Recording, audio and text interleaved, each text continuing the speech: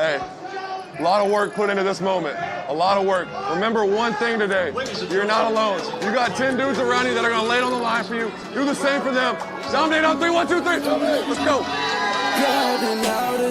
I'm crossing in the states. You know that I don't play. I will take you on a date. Yeah, I'm not for these games. So never switching like Ready to go. I know this from the heart, cause you know that I'm a star. And this all came from the heart. You were here when it was hard. I told the world. Hey, gotta love this, man. Get to go out there and play some football, man. Have some fun, play for each other. Or each other for the man next to you. Hey, 60 minutes, play for one another. Hey, man, this is a hell of an opportunity. What you willing to lay on the line? Ask yourself that. Finish, grind, take a deep breath, and have some fun. Okay? Yo, what is up, guys? Welcome back to End Zone Express. I'm here with Ben. I'm here with Tyler. I'm here with the one and only Nero from What the Hell Is Happening Sports. Shout out to Tyler as well from Bears Wire. You guys gotta go follow them both on Instagram at WTHHS617 at Bears.wire. But yo, this week in football was insane. I loved it. It was awesome. How was you guys' weekend though? How you feeling? It was solid. Solid. Can't complain. A lot of good football, a lot of turmoil, a lot of shit that happened that could, affects the playoff race, affects the future for some teams. But yeah, another good week. Yep. Absolutely. Same here. I put my team won. We're going to that, but we'll see where this goes because it could get really exciting by the end. Absolutely. Yeah, Tyler, how was your weekend, big dog? Oh, he'll be back. It might not be here. But if you guys go listen to Bears Wire too, on Spotify, it's an awesome podcast. We just listened to their last episode this past week. It was fucking awesome. They're killing it over there. But honestly, just get right into it because I'm so excited about this week to talk about this week. First game up. This was an awesome game we watched in Discord. If you guys don't have us on Discord, please go follow us on Discord. Join the server. You get free NBA, free NHL, free NFL. You guys come watch along with us, live react. But the first game up, Thursday night football, the Falcons beat the Buccaneers 29-28. Now, I will say the most interesting thing of this game is Kirk Cousins, man. I mean, this guy balled out. This guy went crazy. And, I think the biggest thing of this takeaway of this game is, Michael Penix, bro, you might have to be a little bit worried if I'm you. I can't lie. Because if he continues to play like this for the rest of the season, this is a situation that obviously, he's older. It's the same situation that Jacoby Brissett's kind of in with Kyler Murray over there. Both quarterbacks are out. I'm not going to say Michael Penix's future is in question, but he didn't have the greatest season, before, he got injured, and prayers up to him, obviously, for getting injured as well. But, the Falcons play the Cardinals next. This is another game for Kirk Cousins to try and prove that, maybe this could be his job. You never know. But I think the biggest takeaway, obviously, from this game in terms of just in general in both teams was 100%, the Buccaneers losing. And it's interesting because another game that we'll get to, one of their division rivals, also lost this week. And it makes it an interesting situation. They're both knotted up at 7 wins, 7 losses, the Carolina Panthers and the Tampa Bay Buccaneers. But in this game, I feel like Baker Mayfield could have played a better game. The defense definitely could have did a better job. But, Bijan Robinson, 19 for 93 and a touchdown on the ground. Kyle Pitts, 11 for 166. I mean, this is a game where I think Kyle Pitts has been waiting to have this game his whole career in the NFL so far. You look at the sample size of targets. He got 12 targets, made the most of his targets. And, he basically caught every single one except for one, which was actually that one. It was a called back touchdown, if I'm not mistaken. Wasn't it, Ben? I'm actually not sure. Because I remember he scored a touchdown and then, oh, no, it did. No, that touchdown was given. His butt was down. Yep, it did stand. So, obviously not catching one target. 81 yards after the catch is the biggest thing to me. Just showing off that speed, and the generational talent that he was, the highest picked tight end ever in NFL history in the NFL draft. So, he really showed he belongs. And, Drake London is obviously a great player, but if they re-sign Kyle Pitts, Kyle Pitts definitely should 100% stay in Atlanta. If not, I personally think the Chiefs are probably going to snap him up. And I'm not saying that just because they're my team. Genuinely, Travis Kelce is aging and declining, and he's about to make $20 million, which is a little bit more than what Kyle Pitts is supposed to be projected to make. So I definitely would rather have Kyle Pitts at this age, 24, than a 36-year-old Travis Kelce. Bijan Robinson, a total of 160 plus yards, all purpose. And I think, if I'm not mistaken, 100 plus of them were yards from scrimmage, which is even more impressive. Yeah. You know, both fumbled. Cousins and Robinson both fumbled, but still managed to win this game. Alfred with an interception in Atlanta. Atlanta's pass defense, one of the best pass defenses in the league. And overall, they just really showed you out. Onyemata, Bryant, Ellis, all one tackle for a loss, with a total of, between those three players, 15 tackles, which is what you love to see. And a lot of them solo, especially for Bryant and Ellis, solo tackles, flying around making plays. Jesse Bates was flying around making plays all night. I felt like Jesse Bates was all over my screen all night. James Pierce, a little bit of a coming out party for him. 2 QB pressures, 2 passes deflected, 2 tackles for a loss, 3 total tackles. AJ Terrell, 1 pass deflection, 3 tackles, 2 solo. This is a defense it can be a dangerous defense when needed. And, this game was an interesting game overall for the Falcons and the Buccaneers.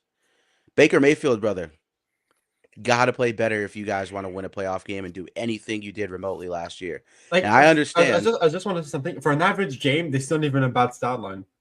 It's not, but I do feel like 55.9 completion percentage is not. Yeah, that is bad. Yeah, that is bad. That's the only bad part, but the rest is not that bad. And 5 sacks. Yeah, that's the biggest thing too. Offensive line, not his fault. I can't say that this game. Fair.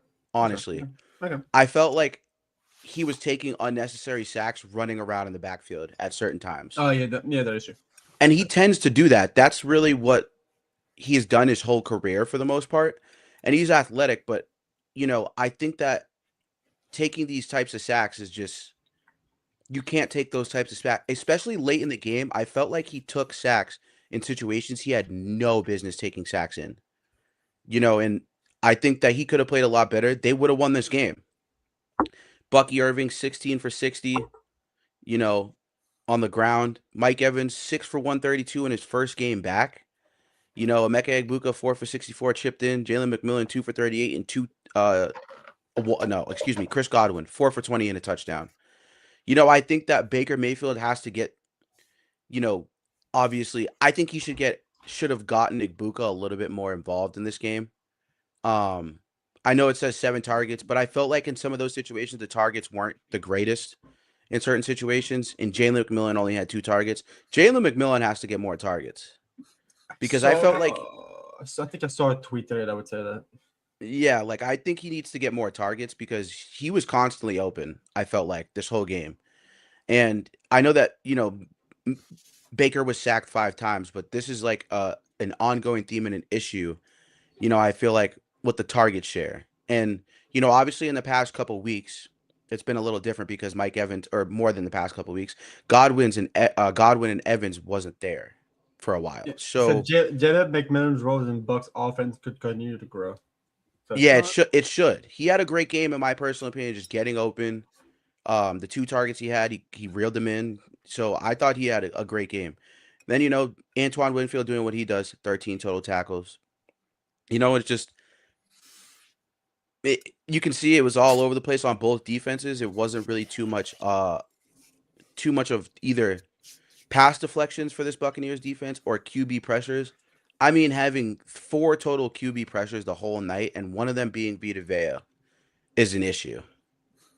That can't happen. And I'm concerned about this Buccaneers team, which poses me to this question to you guys. Will the Buccaneers beat Carolina this Sunday? Because I'm not so sure. I mean, with how the Panthers have looked against the Saints this past week, this is gonna be closer than we expect. Mm-hmm. No, definitely. Yeah, no, I agree with Ben. It's one of those things that I think how if the Panthers Saints game would have went the Panthers way, it would have been more of an advantage to the Panthers coming in, with a hot start, kind of, with that winning mentality.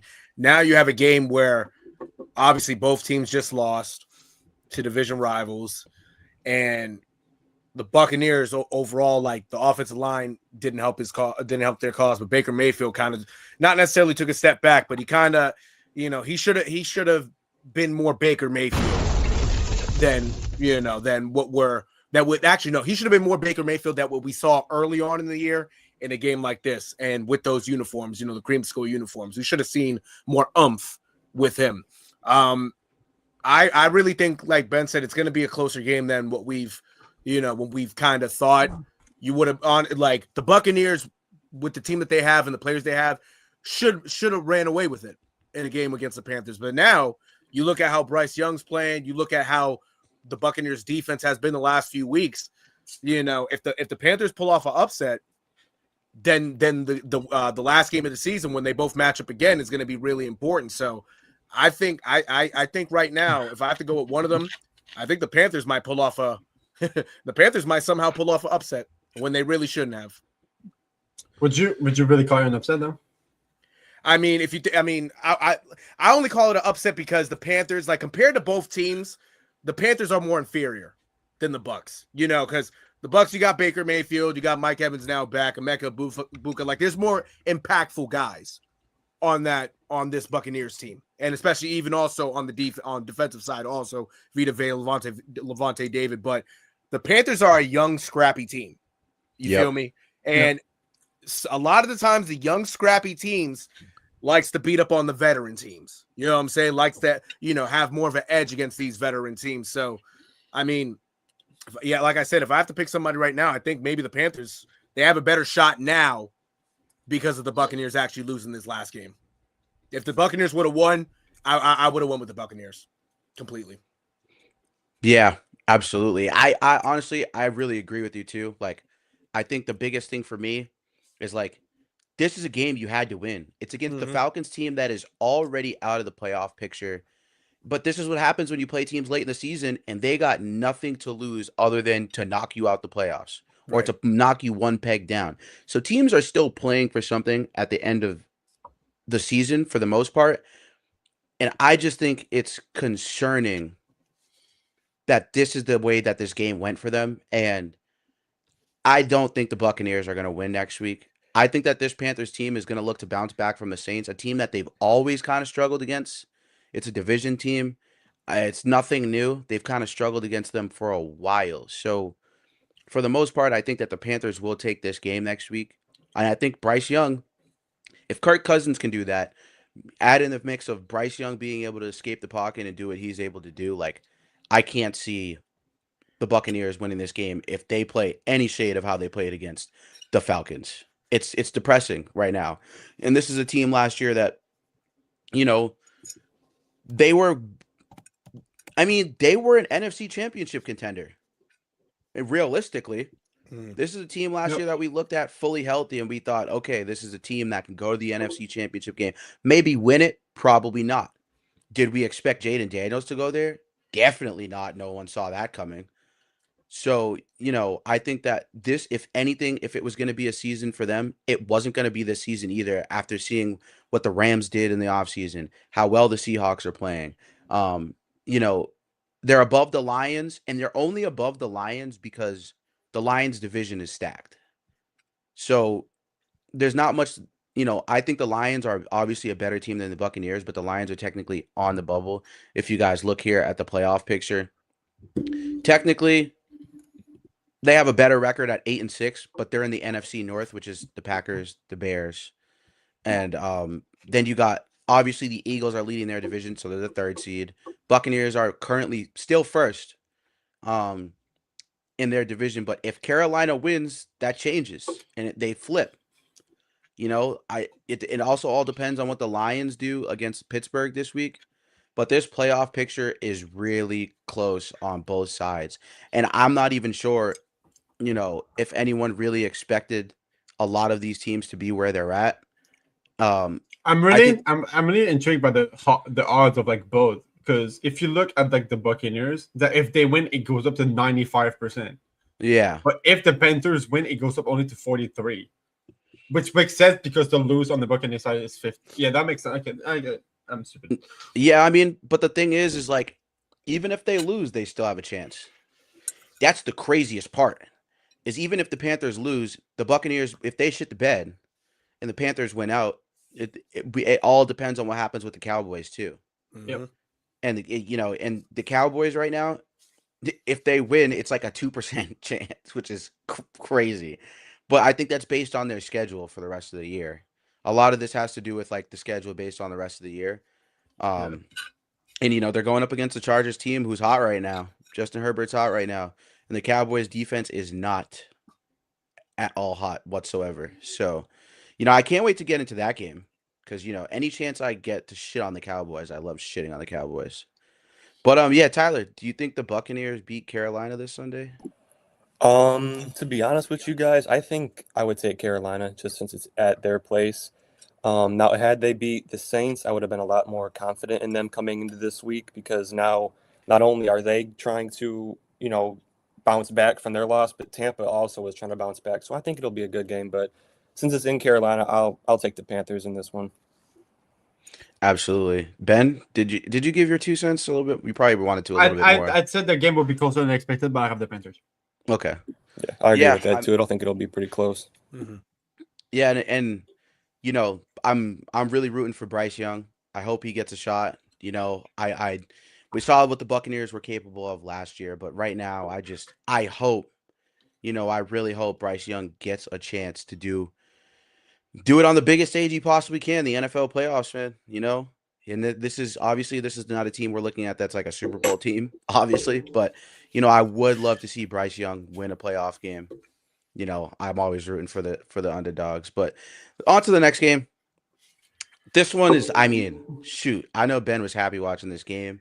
I know I personally wasn't too happy because I really wanted the Bengals to win out and make it spicy in that division, but not gonna happen. Bengals are eliminated.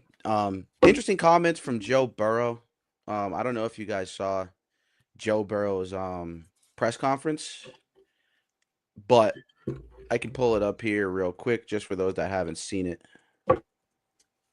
It was really. I think that those comments are like kind of cryptic, but A little cryptic, but concerning. yeah, I think if he's contemplating retirement, are we looking at an Andrew Luck situation? What I'm thinking is, I don't think is that, but I think that's like a cryptic, like I said, cryptic message, like the coaching staff. Yeah. I think he wants to change badly. That's what Do you guys see it? I think that's what he means. Yeah.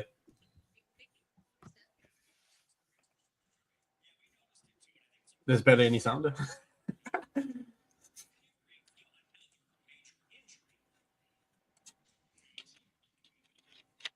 Yeah, there's barely any sound. It's whatever.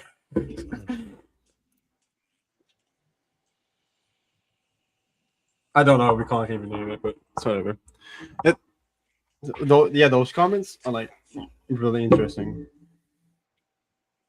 I can try like actually put it. Yeah, basically, he said, if it's not fun, what am I doing it for? Mm-hmm. Yo, the Bengals should really be concerned. Like, that's like Andrew, like, it might be an Andrew Luck situation. If he's really saying and mind you, mental health is huge. Like, just because they make money and play football, like, you guys got to understand what comes with having money, too. You know what I mean? Like, there's a lot more problems. More, like I say, more money, more problems. And, this is a situation where You know, I feel bad for Joe Burrow because I know he wanted his boys to get paid, but in this situation, it's like, bro, you got to understand, you also took a big chunk of the change. And like they can't and to say that they can't build around them is probably false because they can. I just think the front office has not done a correct enough job, and I'm not sure that they believe in Zach Taylor at this point. How can you? Right. It's a guy who's been to a Super Bowl, was the best quarterback in his conference during that Super Bowl run. You can say whatever you want. I'm a Chiefs fan and I love Patrick Mahomes, but Joe Burrow was the best quarterback in the AFC during that run. And it's a sad situation. And I think that this game showed scoring 0 points is just on an injured Ravens defense is a telltale sign. He's he's just not having fun. He's just not wanting to go out there and play football. You can kind of see it in his demeanor. He's just hanging his head. He's kind of just not the energetic Joe Burrow we're used to. And, I really hope that Joe Burrow gets back to form, next year and, they get him some help. But I think the biggest takeaway on my end from what I saw from this game is the Ravens defense, against a top tier quarterback, a shutout is hard to do in the NFL. It really is. And, this Bengals defense came and they balled out and, they held them to 0 points. And I think that's another game that we look at. And, it's a situation where I think the Bengals have a lot to work on, but the Ravens, I think this is a huge bounce back game going into next week against the Patriots, against the pass defense where Lamar, he should have a lot better of a game against the pass defense that has struggled for mightily for a lot of the season. Um, I think that this Ravens team, this is just what they needed going into these next couple games. And you also look at we'll look at the Steelers game later. Obviously, that's an important game, but you look at this Ravens defense and what they did this past week. Lamar Jackson had an okay game, not even really an okay game. Like it was like, but he's hurt. I give him slack right now. He's been playing on a hamstring injury, which is no joke. And I think throwing 2 touchdowns and still getting 150 yards on a hobbled leg. 2 for 26 on the ground. Derrick Henry doing what he does, 11 for 100. Zay Flowers 3 for 68 and a touchdown. Ali 2 for 32 and a touchdown. This is a defense they went up against where I thought they probably should have put up more points, but then again, Lamar Jackson fumble problems. I think that's been a question mark for him his whole career is can he keep the ball? You know, and it's tough really to say whether or not he can, but Marlon Humphrey and Kyle Van Noy both with an interception. That's a very good sign going into these next couple games, going into the playoffs. If you can get your veterans going, especially Roquan Smith, who had 14 total tackles, Nate Wiggins, eight total tackles and a pass deflection. It's Malachi Starks, 4 tackles and a pass deflection. Those are guys that you want to get going, especially go after this season. The Ravens defense has been questionable. And this is a big, big game for them going up against the Pats next week. It's a must win for both, honestly, for the Pats and for the Ravens, just because the Pats are still trying to fight for that 1 seed.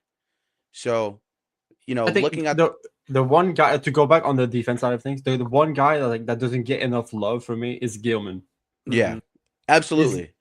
Like in this game, I don't have the same stat as you for some reason, but because I did it on ESPN. But he had 8 tackles, 5 solo, 1 pass deflection, 1 interception, return for TD for 84 yards, which is like the lateral from Van Noy, which is absolutely. It was a crazy play, by the way. It's insane. Absolutely, yeah. Gilman, but Gilman has been very good. I think we traded for him as well, so he's been very good for us. He was in that trade at the beginning of the season, and I think that, this is a good revitalization game for them. It's against the Bengals. I get it. A team that hasn't been too good at all this season, but that doesn't matter at this point in the season when you're going into this game and you're looking at the Colts and the Ravens right now, both on the bubble. The Ravens need this game and they need the Colts to lose to the 49ers, which will probably happen. And then at that point, they're tied with the Colts on the bubble and, there's no other team that they could sneak in. Well, unless the Steelers, I apologize. If the Steelers lose, then they take the Steelers spot if they Mhm. win. Right. I could pull that up real quick. I have the scenarios. So yeah, I'm looking at it right here on the playoff picture. The Steelers are 8-6. They're first in the AFC North. They're the same division as the Ravens. So if the Ravens win and the Steelers lose, which is a possibility, then the Ravens then jump to the 4 seed or whatever seed that the Steelers would partake in or overtake, depending on if how the Chargers, Bills, and the Texans play and how that seeding works out, and the Jags. The Jags and the Texans are obviously kind of like interchangeable here because if the Jaguars lose and the Texans win, then the Texans are tied with the Jaguars at that point. So it's like that's a very interesting scenario to happen. And the Ravens could sneak their way into the seeding if that's the potential case for them. And the Steelers do lose to the Lions this week, which I don't know. I'm not so sure the Lions might win that game. To be quite honest with you, the way that their pass defense has played, I'm not so sure if they win that game. And the Pittsburgh Steelers defense is gritty as hell. There's a lot of veterans, dude, and you know, Jared Goff is he likes to make mistakes and take sacks. So I'm not so sure who's going to win that game, but I am leaning towards the Steelers a little bit for this game. But yeah, I mean, the question I guess I'll pose to you guys, after obviously, there's no stats to look at for the Bengals, bro. Nothing happened. Nothing happened. Man, I think there on was that end one for good them. guy on the defensive side for the Bengals. Like, Yeah.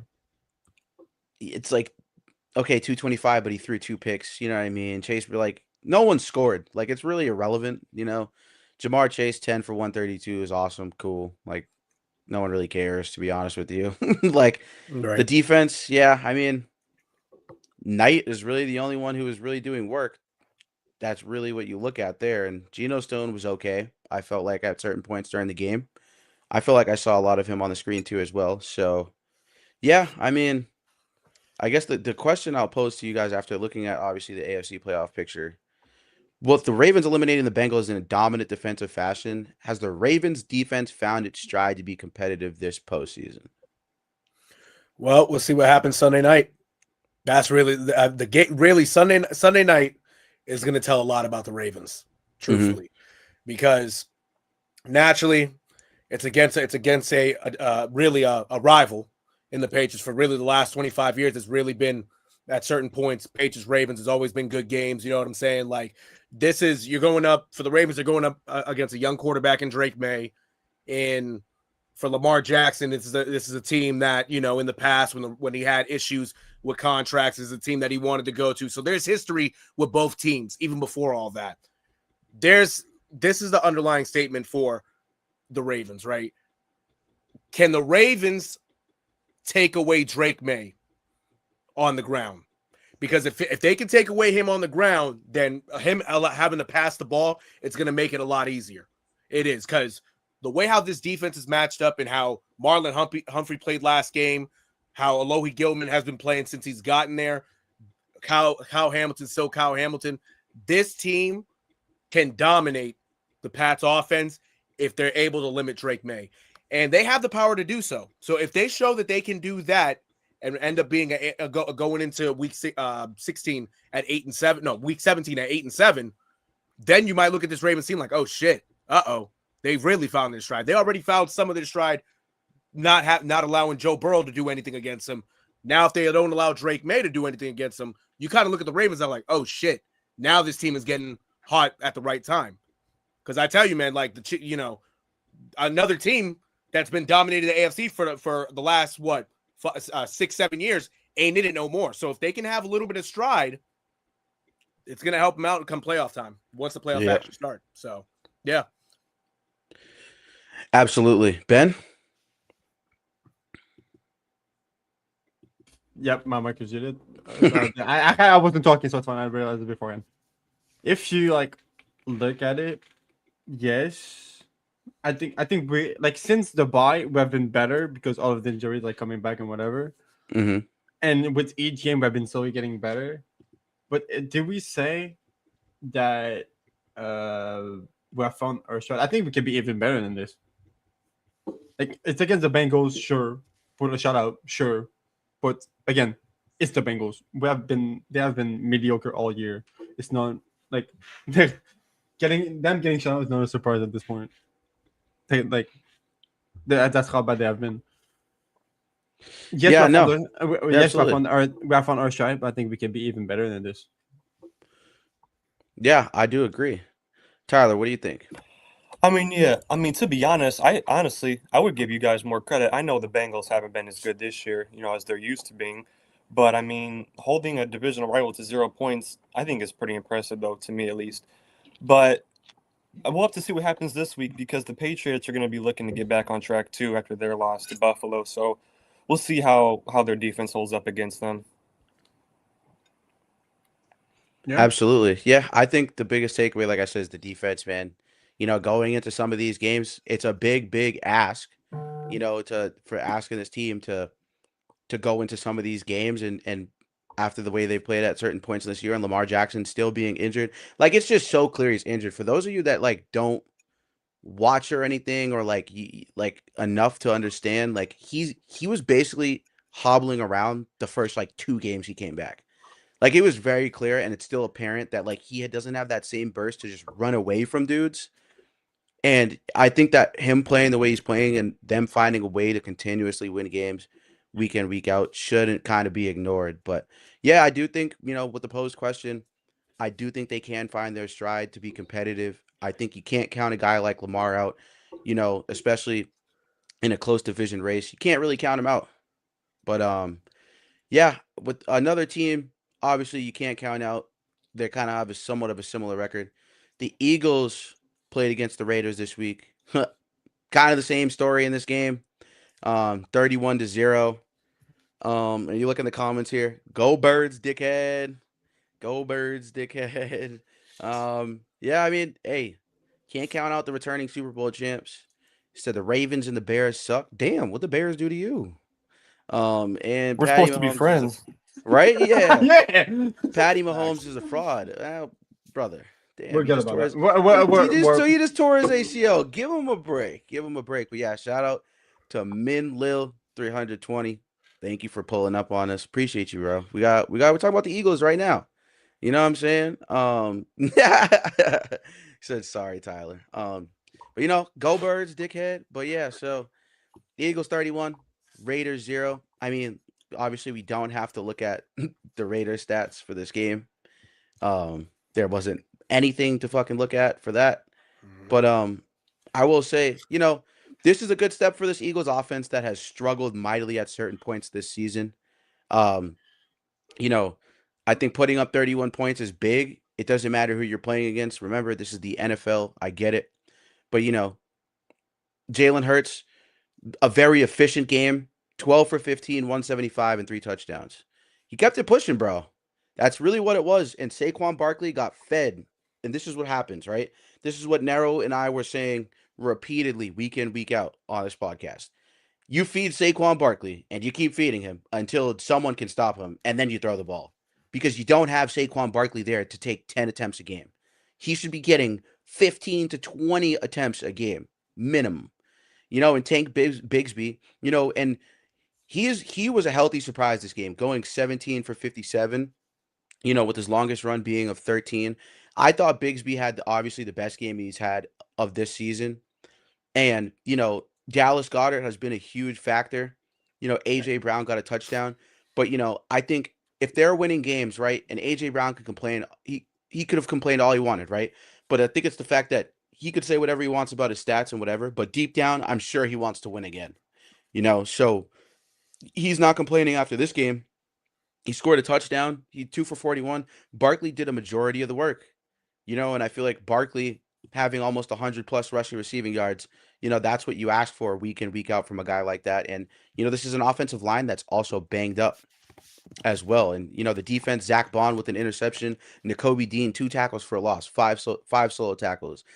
Zach Bond with a pass deflection, 4 tackles. Jordan Davis, 4 tackles. Cooper DeJean, 4 tackles. It's just, this team has always been a dominant defensive team. And then you look towards the bottom, Brandon Graham, Ajomo, Smith, Blankenship, all chipping in, especially Graham, Smith, and Ajomo chipped in a ton. 2 sacks, 4 between the 3 of them. 2 sacks for Brandon Graham, and 4 between the three of them, and 3 tackles for a loss combined between those two. And overall total, you look at this 6 total tackles for a loss and 4 sacks. Dominant defensive game all around from the Eagles, which leads to the question of, will Jalen Hurts lead this offense back to a Super Bowl? Is that a possibility, guys? No. Oh, Hon- Angelo! Yeah. Honestly, Fuck the Eagles. I love it. Angelo's gonna attack me for this. Not even close. With all that they've been playing and all the teams that have been playing and being better than them, it's just not a chance. Not a chance. Nero, what do you think? I mean, shit. The one guy that put the team on his back last year hasn't really been able to get it going this year, right? And that was the guy that just took over. If that guy hasn't taken over yet, will he end up taking over? Is he going to be allowed to take over when it comes playoff time? Because when it comes playoff time, everybody's going to key in on him. And then if he can't get it going and Jalen Hurts has to pass the ball, we saw what happened in LA last week. You know what I'm saying? Like, it's easy to beat Jalen Hurts when they can't get Saquon Barkley going. And then when they're finally able to get Saquon Barkley going, nobody else can get going. You know what I'm saying? So it has to be a collective effort. I don't believe in the Eagles as much as I do this year than I did last year, because last year it was last year. You know what I'm saying? And I just think a team like the Rams, especially if they end up matching up with each other in the playoffs, the Rams have the advantage. The Rams do have the advantage at that, at least for right now, to win a playoff game against them. So I don't know if this offense, I don't know if Jalen Hurts and the offense can get back to the level of last year going into the playoffs. I don't. Absolutely. Tyler, what do you think? I mean, I don't know how much I can put into them beating the Raiders. I mean, 31 points is, that's good, but they still play the Commanders twice in the regular season. But if we're talking about getting back to the Super Bowl, I don't know. The offense was good this week, but like I said, they played against the Raiders defense, which is one of the worst. So I don't know. We'll have to see. Every time they've played a good defense this year, they haven't been that good on offense. Packers, they didn't even do good against the Lions or the Bears, really. Yeah, I also agree with all of you guys. I don't believe in him. You got your Super Bowl, bro. That's fine. We can't take that away from you. It's just this year it just looks a lot different. And like I said before, Kevin Patullo is one of the biggest reasons why. Excuse me. Why that's the case. Patullo hasn't been the best either this year. Play calling's been pretty shit. Play design has been shit for the most part. And I'm not sure Jalen Hurts necessarily trusts what he's seeing, but I also don't think he trusts his ability with anticipation throws. It's just I feel like he has to see somebody wide fucking open to throw the ball every time he has to throw the ball. And it's like some of the best quarterbacks just throw with anticipation, knowing that if they put the ball where they can trust to put it in the right spot, someone is going to get the ball and catch it. You see Justin Herbert, you see Josh Allen, you see Joe Burrow, Patrick Mahomes, Drake May this year might be the best other than Matthew Stafford at just throwing the ball with anticipation, like knowing where someone's supposed to be. And then again, they have Sean McVay and Josh McDaniels, both Stafford and May have 2 excellent offensive minds. So it's kind of tough to say where you think, Kevin Patullo ranks among those offensive minds, which isn't high. And I think that could attribute to the problem. And it's not all on Jalen Hurts, but it's half the blame is on Jalen Hurts because everyone's prepared for Saquon Barkley every game. He's going to get his no matter what. The question is can the offense fill out? And you can see, I can understand A.J. Brown's frustration this season, bro. I don't think his frustration comes from Kevin Patullo. I think his frustration is really with Jalen Hurts. And he's not going to come out and be like, oh, yeah, I can't stand him and whatever the case may be. And dude's more worried about quotes than actually saying anything on the podium and actually throwing the football every week. It's a weird situation right now the Eagles are in, and I don't think Jalen Hurts can lead this offense back to a Super Bowl either. It's just not possible. It's just you got to go up against teams like the Rams, even the Lions, the Seahawks. These are teams that they can pass the ball all over you. And, they can put up points in a hurry. And if you can't match up with some of these other teams, well, you're as good as done. But to get into the next game, this was an interesting game. Not really too much to talk about on one end, but the Texans played the Cardinals. The Texans beat the Cardinals 40-20. I thought that this Texans offense showed a lot to me this game.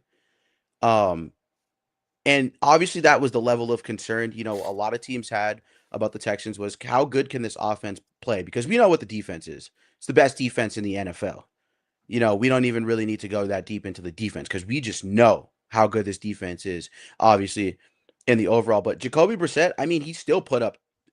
We got a real conversation too about Jacoby Brissett in a second too after we talk about the Texans. But CJ Stroud, 22 for 29, an efficient 75.9% with 263 touchdowns and only taking a sack with a 137.1 rating. This is the CJ Stroud we know and love from last season. The rookie CJ Stroud that led this team to the playoffs. This is the CJ Stroud we know. And I think, it's against the Cardinals, which everyone's going to say, oh, it's against the Cardinals, right? But, hey, it don't even matter at this point. This Texans defense has found a way to keep the Texans in these games every single week while CJ Stroud was out. Nico Collins, 3 for 85, doing what he does best, 2 touchdowns. Dalton Schultz, 8 for 76 and a touchdown. And on the ground here, Jordan, 15 for 101. I mean, what a healthy surprise for this offense. No Nick Chubb, no Joe Mixon. So these guys have been stepping up. Woody Mark, 7 for 30. These guys have been stepping up on the ground. And, spreading the ball around, the way that CJ Stroud does. We've seen him be efficient. We've seen him really throw with the anticipation and know what he's seeing. And I think he's finally getting back into stride. The defense, man, I mean, overall, just look at these stats. I'm not even going to go in depth for everybody because everyone was flying around. But overall, this defense, a total of 2 sacks, 4 tackles for a loss, 1 interception, 54 total tackles. That's insane. 54 total tackles is insane. And, Danielle Hunter, I think, is a very important part. And like Nero said, Danielle Hunter is a guy you got to get going. 1,000%. And he definitely got going. We know what 2020 can do every week. We know what Al-Shaair can do every week. But the thing is Danielle Hunter is really the X factor on that defense. When he's getting pressure, and he got a sack, a tackle for a loss, 3 total tackles, and a quarterback pressure. And it's a guy who plays inside, and he set the tone this game. And I felt like this is a Texans team that I think the biggest thing for them is they're going into the playoffs. There's no other way I could see them at this point after this game not making the playoffs. It would be sad if they couldn't, but that defense is the best defense in the league right now. The Cardinals, Jacoby Brissett against the best defense in the league. Can't hate, bro. 27 for 40, 67.5% completion percentage, 250 yards, 3 touchdowns, 1 pick, and only 2 sacks. Didn't have a bad game. Michael Carter, 14 for 56. The Cardinals, they might roll with Jacoby Brissett next year. I'm not going to lie to you. And Trey McBride doing what Trey McBride does. 12 for 134 and 2 touchdowns. Michael Wilson, 5 for 54 and a touchdown. This is a sneakily good offense. The defense obviously is the glaring issue. But, I thought overall, this was an interesting game, a good game for the Texans, which, I posed this question to you guys for sure. And I think it's an interesting one. Has the Texans offense found its stride to potentially win a playoff game? And can they make a deep run? I think so. I mean, if CJ Stroud plays like he did on Sunday, I mean, they ultimately have a shot. We already know what the defense can do, but you can never count out guys like CJ Stroud and Nico Collins to even get going, and let alone if you throw Dalton Schultz in, to grab a touchdown or even some yards. Like the offense, when the offense is intact, and even though the offensive line has struggled throughout the whole year, when CJ Stroud can kind of, get going, not get hit, not get really pressured, allowed to be free in the pocket to make throws, then the offense is going to look like the offense that it's looked like the last couple of years. Defensive wise, again, if the defense is playing great and the offense could just play, at least like 75% of what they're capable of, they can win a playoff game, maybe even two. They could make a surprise run. They just got to put it all together. And Sunday showed that even though the Cardinals are somewhat of an inferior team, if the offense kind of finds a stride and at least gets going and has some big plays that everybody can get comfortable of what they're watching, what they're seeing, then ultimately they do have a shot. Absolutely. Yep. Ben, what do you think?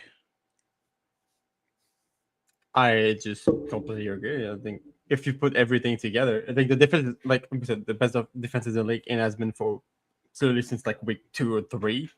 It's like it has no changes, and the offense is like slowly picking back up, like from where they're supposed to be.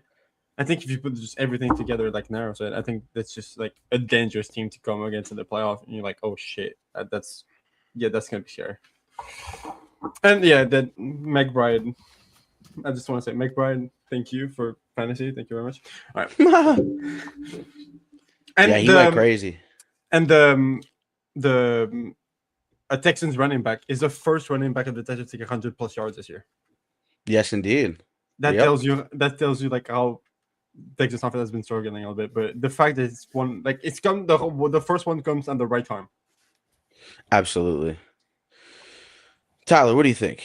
I think so, man. Stroud's been playing pretty good. Nico Collins has been good. The more he gets Dalton Schultz involved, the better off they'll be. Like Ben mentioned, their run game was really good this week. So if that can continue to be good, then I think they'll be good. Honestly, I think they can win probably 2 playoff games. To be honest with you guys, with how good their defense is, if their offense can be anywhere close to how it was against Arizona, which I know Arizona's defense isn't good, but if it can be anywhere close to that, then yeah, for sure. Absolutely. I agree with all you guys. I think, this Texans offense is maybe found their groove, and this is at the right time where the defense has made up for a lot, in the couple of weeks while CJ Stroud was out. But I have one more question on this game for you guys. Is Jacoby Brissett the starting quarterback for the Arizona Cardinals next year? I think so. Yeah, one word, yes. Yeah, I think so. But honestly, how they're probably going to do Brissett is kind of how they did him in New England. I only say this because you could have Jacoby start, but you definitely want to probably go after a quarterback at least to sit him for a little bit and let him learn. You know what I'm saying? Plus, how Brissett was in New England, he had no offensive line. It was just that whole situation was a mess.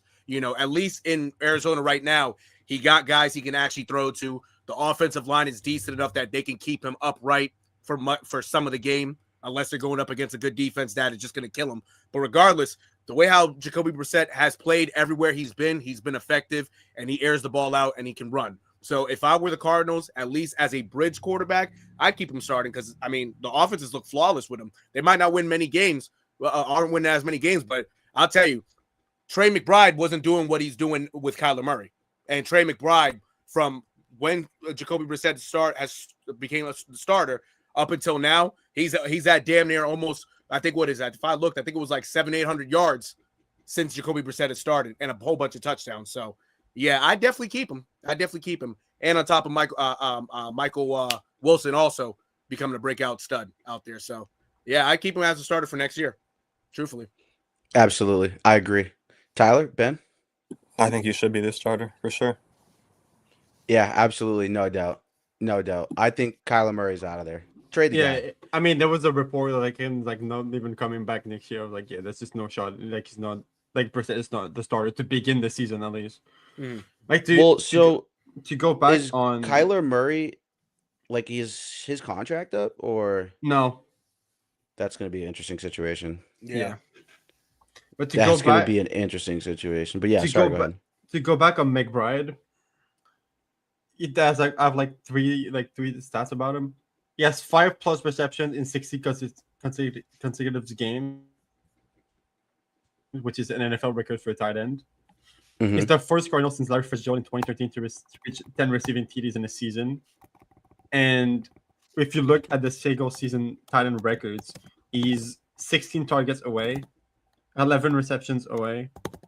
like just under 400 yards and 7 touchdowns. Obviously, touchdown is just not happening because Gronkowski was just out of his fucking mind. Right.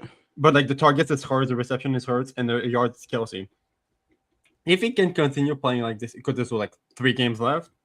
If he can he average like 120 a game, which is tough for a tight end, he can break the yards, and I think he could actually break the targets in the reception. Like no doubt about it. Yeah, I think he can too. I mean, Trey McBride, man, he's a generational talent. I'm not sure everybody thought Trey McBride was going to be this good. We're talking about like all-time great level of talent, and we're seeing that the last 2 seasons, man. It's awesome to kind of see another tight end come into the mix, as a younger guy, potentially wanting to, take, the best tight end ever mantra from some of these guys that were legends. So, it's cool to see what Trey McBride's doing. I look forward to watching Trey McBride for the years to come for sure. All you need is somebody to throw to him. That's it. If you just have somebody who can throw him the fucking ball, he's gonna die. Like now we're seeing Trey McBride actually be Trey McBride because somebody's throwing him the fucking ball. He had a great year last year, but he only had 2 touchdowns because Kyler Murray couldn't throw the fucking ball to him. You know what I'm saying? If you have somebody that can throw the ball and get him in the right spots, I mean, it elevates him. So I tell you, man, that's all they need is somebody that can throw him the ball, and now he's dominating. Simple. Yep, absolutely. Yep, yeah, great point too. Like I just feel like, Kyler Murray is just not. He's small. That's another thing we've seen in the NFL. Like, it's tough to throw with the anticipation all the time when you're that small in the NFL because you can't see much. He's always in shotgun, and he's always taking 7 to 10 step drops, and then by the time that happens and the play develops, he's already trying to figure out how to get out of there because he's fast. Right. Yeah, I just, I think he needs to do a lot more work on his game. I mean, he had Cliff Kingsbury as an offensive mind, one of the greatest offensive minds in football history, and he couldn't do shit. I mean, sorry, excuse me. It's a weird situation, but like you just said, Nero, like I think that's a beautiful point. Like all you need is someone for him to throw in the ball. And Brissett, dude, he's been more than a serviceable quarterback in the NFL for years. Like when like I said before, on one of the other pods, either the last one or the one before, like I brought up when he played for the Patriots when Jimmy Garoppolo was out. No one thought Jacoby Brissett was going to be that good. I think we all kind of thought, okay, he's just going to come in here and try and save face for a little bit till Brady's done with his suspension for fucking supposedly depleting footballs, which is fucking crazy still to this day.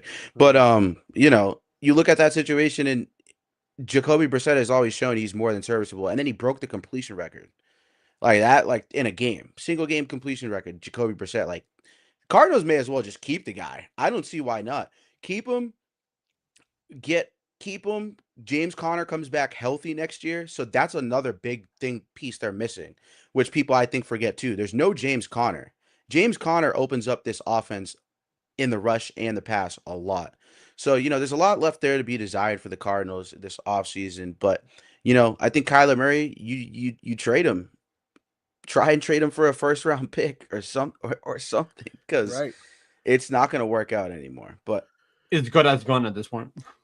I will say this though, real quick, because if they want to draft a quarterback, if they want to draft one in the first round, fine. But looking at the pick that they probably will end up having, if Jeremiah Love falls to them, you already have the receiving corps right there. Yeah. You know what I'm saying? If you add in another running back to pair with a James Conner, or even if they want to, maybe if they do end up cutting Conner hypothetically to save some cap, and you still got Trey Benson as well, if you add another piece right there, especially to the running back room, a dynamic guy like that, or even a Jadarian Price, if they want to wait on it a little bit, they can fill out the offense very well if they just get the right guys. Because I tell you, the offense as a whole right now, they're not winning games, but that's not a bad offense going into next year. Yeah, the Jeremiah Love point's a good point. We're gonna, I feel like there's gonna be a lot of trading up, right? And just seeing how spread out things are in the league this year, like there's gonna be a lot of trading up in the draft, and I do feel like Jeremiah Love might fall somewhere where we don't expect, because like I said before, you got guys like Ruben Bain Jr., Fernando Mendoza, Arvell Reese. Some of these guys might go before a running back. This is how it is. So, you look at the situation and, if he falls to the Cardinals, I mean, like you said, save some cap space. If they cut Connor, that would be interesting, or they trade him for a pick or something. That would also be interesting because if they can get Jeremiah Love, you put him with Trey Benson and or Michael Carter as well. You got 3 guys who are serviceable running backs, Right. and then you have a generational talent in Jeremiah Love. How often do we see, running backs get put up for a Heisman? Exactly. It doesn't really happen as often as you think. It's normally quarterbacks, really, for the most part. And you got, with obviously the off chance it's Devontae Smith, a year like that from a guy like that. But Like I think if you look at like for now the Cards are 6th in the draft order. yeah, and Jeremiah Love could very well fall there. Now listen, I've been telling people all year, man, this is a deep NFL draft. This might end up being one of the deepest NFL drafts we've seen since that Kyler Murray draft.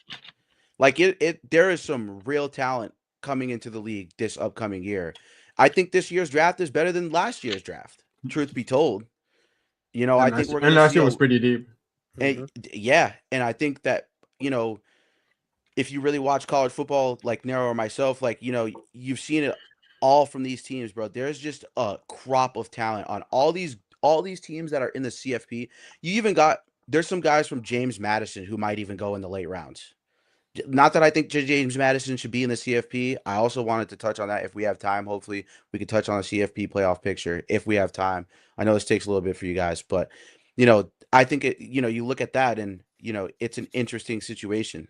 But the game I've been dreading. I mean, bro. It's clips for us. That's it. This is Patty Mahomes tore his ACL. The Chargers move up. The Chargers beat the Kansas City Chiefs 16-13. Fuck, bro. I'm a little concerned. Not necessarily maybe about the future, but Brett Veach is very, very unpredictable and a cheap bastard. So I really am not sure what's going to happen, but I do have a couple moves, obviously, after we get into this game. In the pose question, I do have a couple moves that I came up with for my team. Justin Herbert doing what he does best. 210 on 19 for 29, a touchdown, 1 interception, 4 sacks. Amarion Hampton, 15 for 61. Kamani Vidal, 12 for 33. Oliver Gadsden, 4 for 61. Trey Harris, 3 for 49. Keenan Allen, 5 for 36. Spread the ball around a lot, against we have a pretty decent defense. So, they did a great job. Derwin James, 10 total tackles, 2 pass deflections, interception.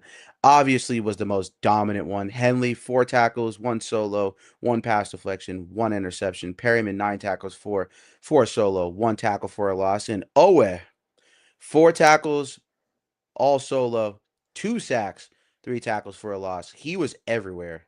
It just seemed like he was getting pressure 24/7. Khalil Mack, 3 tackles, 1 solo, 1 sack.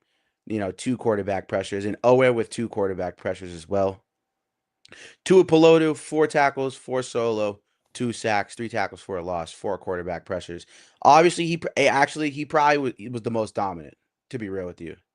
Obviously, and a tough game for us. I hate even looking at this because I looked at this for fucking days. This shit sucked. I don't know. Matt Nagy needs to fucking go. I'm tired of this guy. We're stuck with Gardner Minshew for the rest of the year. It's sickening at this point, bro. It's really just sickening. I don't have much to say. Like, to be honest with you, I've said it all this season. We're not good. This is not our year. And, it's now that Patrick Mahomes has gone down. It's, it was gone in the wind anyways before he went down. So, and look at our running game, dude. This is fucking gross. 11 for 21 is like, yeah, Pacheco's not in our plans for next year, if anyone has seen the report. Kelsey, 7 for 70, whatever. Rice, 7 for 51. Xavier Worthy has been a non-factor like the last 6 fucking weeks. Like, I don't know if he's still injured from that shoulder injury or whatever the case may be, but bro, we suck, dude. Like, Drew Tranquil had his best game of the season. Oddly enough, he wakes up in the game that matters the most, and then we lose. So, not that it mattered. Thanks, Tranquil. You should have fucking did this shit at any other point in the year. Would have been awesome. would have been awesome. You chose this one game. It's sickening, man. And I there's not much I can really say about this game when it came to us.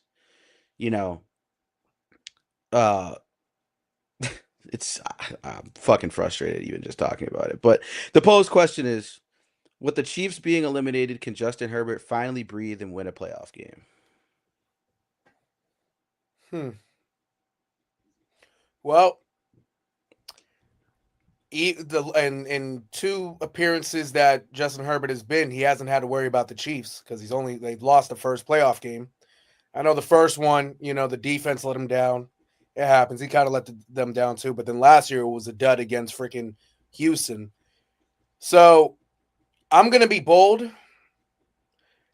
I'm gonna say that the Chargers will go 0 for 3 in the last few seasons and not win a playoff game. I think that trend's gonna continue this year somehow, some way.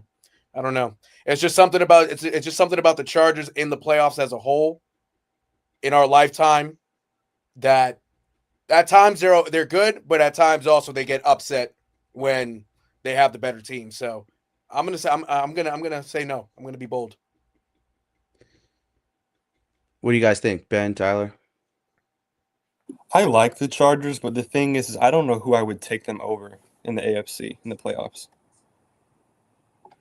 Like I don't know what team I would pick them to win against. That's how I feel as well. I just don't know if they could get out of the AFC in the playoffs. It's like, who are you beating to get out, to get to the Super Bowl? Yeah, yeah. I mean,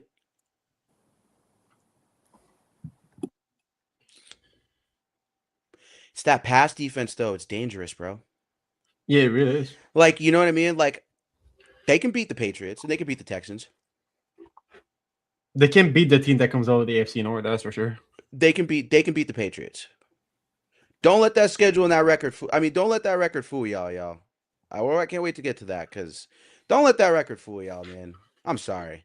That pass defense is still an issue. And Justin Herbert, he's been otherworldly while being injured for most of the season too.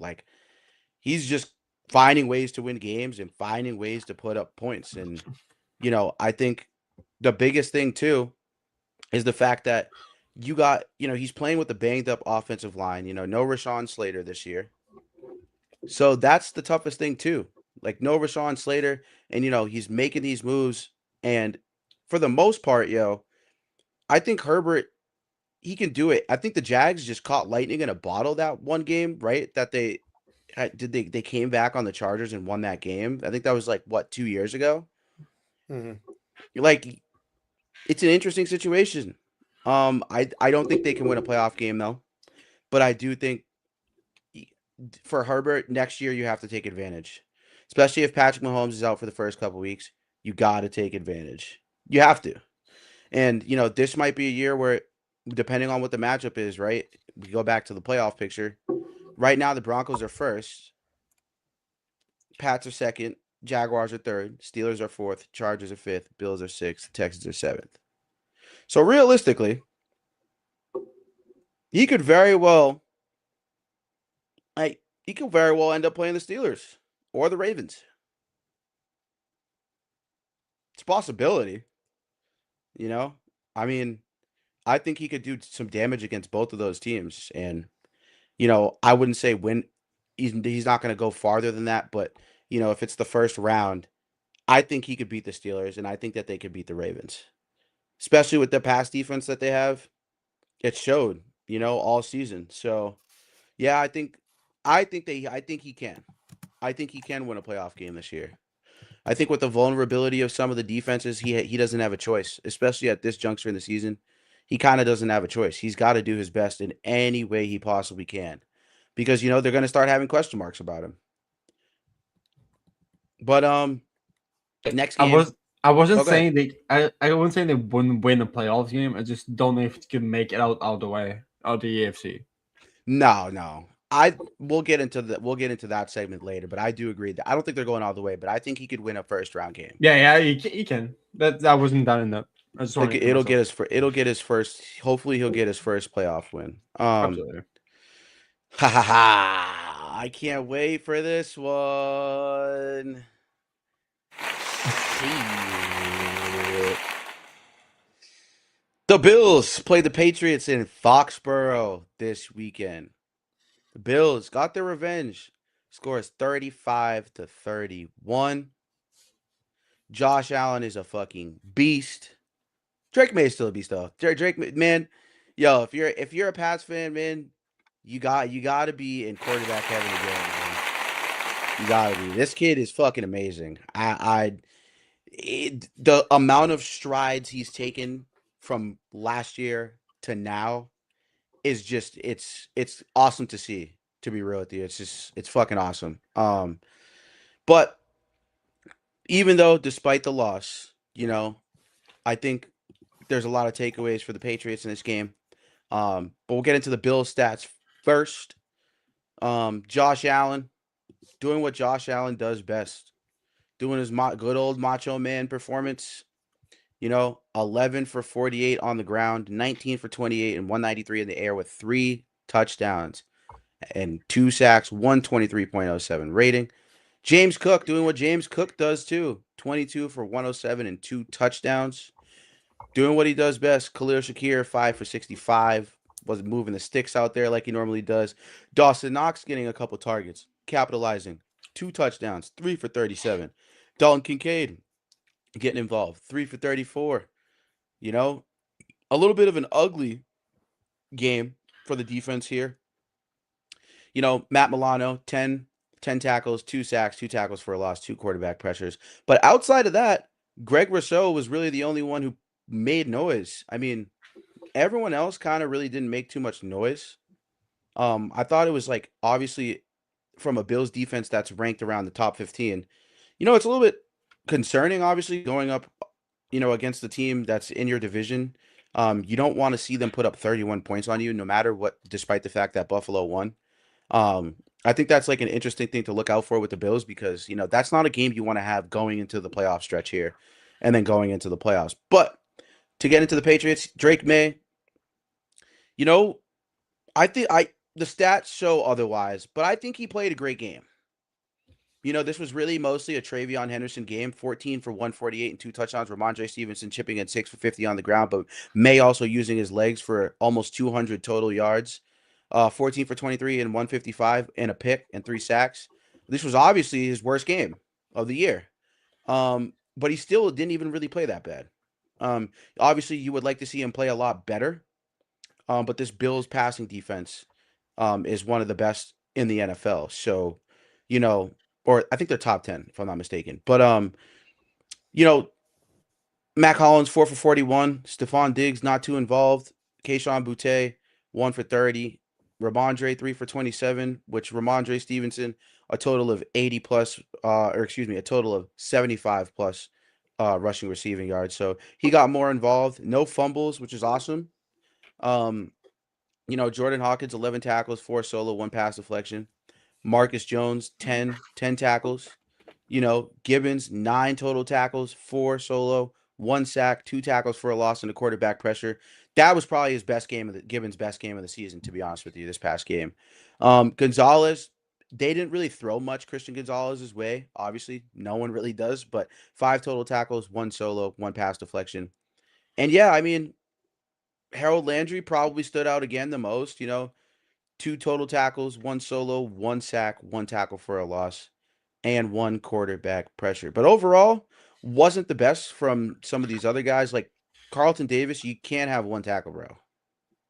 Like it's just and he got shook up a couple times. 1 tackle for a loss, which was good, cool, and 1 pass deflection. But Carlton Davis needs to be better. I don't think they signed Carlton Davis to have those types of games, especially against the Buffalo Bills. But Marcus Jones doing what Marcus Jones does too. I think Marcus Jones is, a great athlete, and he's showing again repeatedly why he deserves snaps over and over and over again on the defensive side of the ball, which the Patriots are a little bit adamant about giving him snaps throughout the season. But, with that being said, are the Patriots going to win a playoff game with this pass defense? I don't know. With the pass defense, I mean, depending on who they play, if they can match up well, they'll probably have a shot. But the way how it looked on Sunday, yeah, I don't know. It was pretty troubling. Um, I mean, also there was some questionable calls in the game, but even you take away the questionable calls in general, that the Bills had momentum once they got out of halftime. So it's a learning experience, especially being up 21-0 and blowing a lead like that. But yeah, they let Josh Allen kind of just basically dictated that whole game by himself, truthfully, and they really wasn't no what's it called no there's a word for it, I'm blanking on, but they basically couldn't stop him. Yeah. He took control of the whole game, and when you allow a quarterback to do that, it's going to be tough to especially come playoff time, to really try to win a game. So if you got to deal with him, the Herberts, the Jackson, even though Jackson, isn't the same with his hamstring injury, but if he were to be healthy, hypothetically, a guy like him, then it's tough to win playoff games when you have guys, you just let them do what they got to do. So, the only real bright spot out of that whole defense was Christian Gonzalez. No catches, no yards, obviously no touchdowns. He locked everybody up whoever was on him, but Carlton Davis getting shook it up, and Robert Spillane not even playing it down because he's hurt can hurt a defense like that. So yeah, that pass defense is pretty questionable. So it's gonna be tough. I got confidence, but all I know is if they were to win a game, hypothetically, if they win their first playoff game, you might see the other quarterback probably throw for 300-400 yards. Yep. That pass defense is, yeah, it was tough. It was very tough Sunday. I think it would all depends on the game Sunday against the Ravens. I think it would all depends on that. Like we talked about earlier, if like the Ravens can exploit a pass defense of the other team, I think they have a shot for the playoffs. And that should start against the Pats. If this pass defense is the way it is, I'm not trying to make this about the Ravens, but No, you go ahead. Yeah, they're playing them next week. they should exploit it, and if they do, it's not good for the Patriots at all because if you struggle against Lamar, like other QBs in the playoffs are going to be as good, and that won't help you. Like that's not going to help you in winning a playoff game at all. Yeah, and till Tyler comes back here, I will say I'll answer the post question. I don't think so, especially after what we just saw Bo Nix do to the Packers. I don't know. He might do a lot worse to the Patriots than he would to the Packers. Real shit. I think the biggest thing is that Gonzo can't do everything, man. He can't. He really can't. And I think the biggest thing too is that Carlton Davis, at times, not all the time this year, he's looked like the Carlton Davis from Detroit, which is what you want. But another guy I think that needs to step up, and for the most part can step up in terms of just straight coverage opportunity, is Marcus Jones. I think him being the athlete that he is, he's obviously best utilized, as you can see in zone coverages. When he's gotten his interceptions this year, they've been in zone coverages. But this is a team, I think they should get him reps and practice more on man coverage. I'm not sure how much they do. We're not in the building, but I don't know if they trust him because of his height. But we've seen some of the athletic plays he's made. I think if he can learn from Gonzo going into this playoff, and he can, learn from this season, even going into next year, Marcus Jones is such an amazing athlete where we're starting to look at this situation like, bro, he genuinely could be a number 2. Just a pure athleticism. Obviously, the skill is not all there yet, but dude, he's blinding fast. His vertical jump is insane.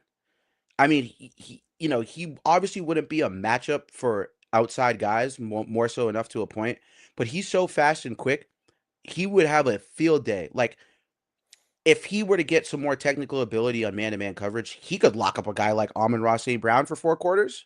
He's that fast. He's faster than a lot of the receivers in the league. So I think Marcus Jones is I'm high on him. I think he could do a lot more with a way better role. I think his role is definitely a lot of it's left to be desired for sure. But I think, I don't see this Patriots team right now. I don't see them winning a playoff game. I think, especially with the strides CJ Stroud just took with this offense this week, and then on top of that, that defense. If the Bills defense did this to you, I'm only guessing what the Broncos defense and the Texans defense are going to do to Drake May. And that's just being completely blatantly honest. As much as I try, to give, I I'm a Chiefs fan, so I don't technically like the Patriots. Not don't like them because I'm from Massachusetts. I'm from Cambridge, born and raised. So, I root for the Pats when I'm not rooting for the Chiefs. But I'm just, I got to keep it a buck. Like, I could see the Texans and the Broncos doing a lot worse to Drake May. He just hasn't seen a defense like that all year yet. So, yeah, I mean, Tyler, what do you think? Are the Patriots going to win a playoff game with this past defense?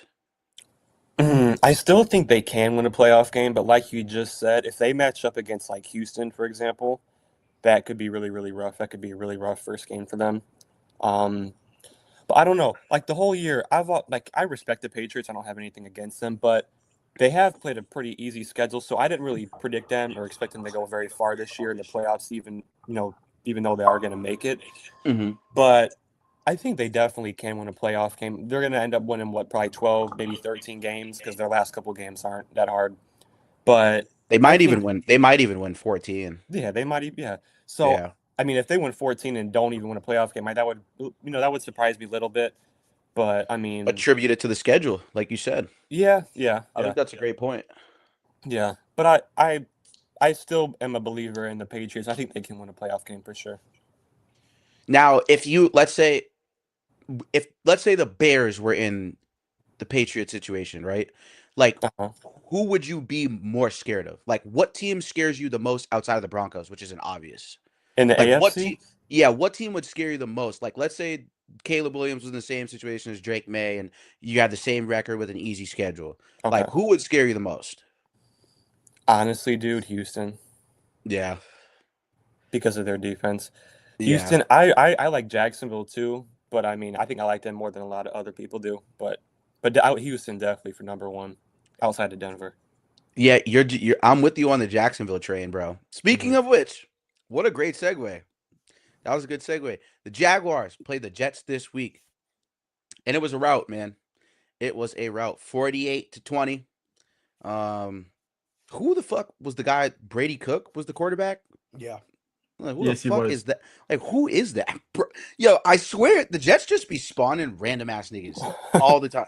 Like, they just spawn random ass quarterbacks every single season. Like Justin Fields, I didn't see that one coming, to be quite real with you. That one was way out of left field. And Tyrod Taylor, I think Tyrod Taylor's been there for a couple seasons, right, Nero? Mhm. So, Yep. so, you know, interesting game. We'll get more so into the Jaguar stats. I hate the Jets. I always have. Even as a Chiefs fan, I know Patriots fans hate the Jets. Um, So I try to avoid talking about the Jets as much as possible, but we'll get into a little bit of like Brady Cook's performance, um, and how you guys felt about his performance. But overall, I thought that just first glance watching this game, if you're someone that's looking a box score type of person, you don't watch Redzone or all the games, or you don't have Redzone, just remember, come in our Discord. You guys want to watch Redzone? You guys get every Redzone game because Bay State Media has the NFL Plus subscription, so you guys are lucky and all of us got computers, so it unfortunately blocks it on mobile. So we figured that out the hard way. So once I got a computer, it was over. Um, yeah, I mean Trevor Lawrence, man, dog, the best quarterback performance of the whole entire week. Unless you want to say Kirk Cousins, I could get down with that, but I think 5 touchdowns and 330 is more impressive than what Kirk Cousins did. 20 for 32, 330 yards, 5 touchdowns, no sacks, no picks, 136.7. Yo, this is the Trevor Lawrence they drafted him for. I don't care. You're going to say everyone's going to say it's for the Jets, but he also had one on the ground, 6 total touchdowns, 5 for 51. You know, I have said repeatedly, I believe in Trevor Lawrence. I just think he's always been in a bad situation with a bad coach. And Liam Cohen has revitalized this Jaguars roster. The same roster, for the most part, real shit as last year, other than getting Jacoby Myers, who was 5 for 71. Jacoby Myers has been a healthy addition. ETN, receiving end. This is who, I forgot to say this too, as far as the Chiefs, but I'll say this one because we're past it already. Travis Etienne is someone I want us to sign in the offseason. He reminds me of just a bigger, faster, stronger Jerick McKinnon, who was amazing for us for a couple years. And I think that Etienne's style fits Mahomes and having a safety blanket. Because what Travis Etienne does the best is he's able to get in space, and he's an amazing route runner for a running back. Like, you don't have to worry about him just between the tackles or outside. He's a great toss and stretch runner, and he can sometimes run in between the tackles, but he's such a threat in the pass game, he gets forgotten about. And I think that Trevor Lawrence, if I'm not mistaken, Ben, I don't know if you could look this up for me real quick, but Yep. if I think Travis Etienne was hurt for a couple games this year, I could check it out. if you could check that for me, I might be thinking of last year because I know that there was a string either last year or this year he was hurt. And it's just You're probably thinking of Tootin. Okay, this yeah. year. Who also is awesome. He obviously didn't play too well because he only got one carry this game, which was I think he got 7 injured. yards. Yeah, he got But hurt. yeah, I was just gonna say he then got banged up. So, ETN's going into this playoff game, like he's gonna be a big factor for this Jaguars team. Brian Thomas Jr., he was hurt for a bit at certain point, I think, this season as well. Yes, he was. So, him coming, kind of having a little bit of a better game than he's had in the past weeks, 4 for 66 and a touchdown. Hey man, I'll get into it after, but we'll get into the rest of these stats. The Jags defense, awesome. Olakun, 8 tackles. Lloyd, 6 tackles. Murray, 6 total tackles, 4 solo, 1 sack, 2 tackle for a loss under quarterback pressure. Greg Newsome, I love Greg Newsome. That's a guy I want the Chiefs to sign this upcoming offseason. Both ETN and Newsome are UFAs. If the Jaguars don't want to re-sign them because they want to raise, send them over to us. You know what I mean? But, this Jaguars defense, a total of 67 tackles as a team on the day. Just getting after it, flying after it, and it was real spread out. Not a single person above 8 tackles except for Olakun. So, this is the Jaguars team that, like Tyler said, I'm high on this Jaguars team. But I wish Johanna was here because he'd have a field day right now. But Brady Cook, this was his first NFL start, correct? I think so. So, his first NFL start, throws 3 picks. But listen, on the bright side, just to be a nice guy, 22 for 33, 176 and a touchdown. I think he showed serviceable potential. I'm not going to say starter, but I think he showed, okay, as a backup or someone fighting for a spot in this league somewhere, whether it's with the Jets or somewhere else. I think the best situation for him is to just ball out these next couple of games and hopefully, have a fight in training camp with Tyrod Taylor and Justin Fields. Isaiah Davis, 9 for 58 and a touchdown on the ground. Brady Cook also getting it done with his legs, 6 for 39, pretty athletic. Adonai Mitchell, 6 for 58 and a touchdown. He looked a lot better than he's looked probably his whole career so far. Yes, since he's been with the Jets, has been really bright. It's a very bright spot for them. Mm-hmm. Yeah, he's in. Isaiah Williams, 6 for 53. It's Alan Lazard has fallen off a fucking cliff. Oh, he has been released by the Jets now. Yep. Yeah, he's fallen off a cliff. He had 1 for 6 and he got released. So, yeah, I mean, Jets defense, yeah, it is what it is. Like, they got smoked. It's the Jets. Yep, it's the Jets. They suck. You already know. Fuck the Jets, you feel me? So, yeah, I hate them so much. Yeah, they suck. But yeah, otherwise, the posed question for you guys is: are the Jaguars becoming a legitimate threat to go to the AFC Championship game?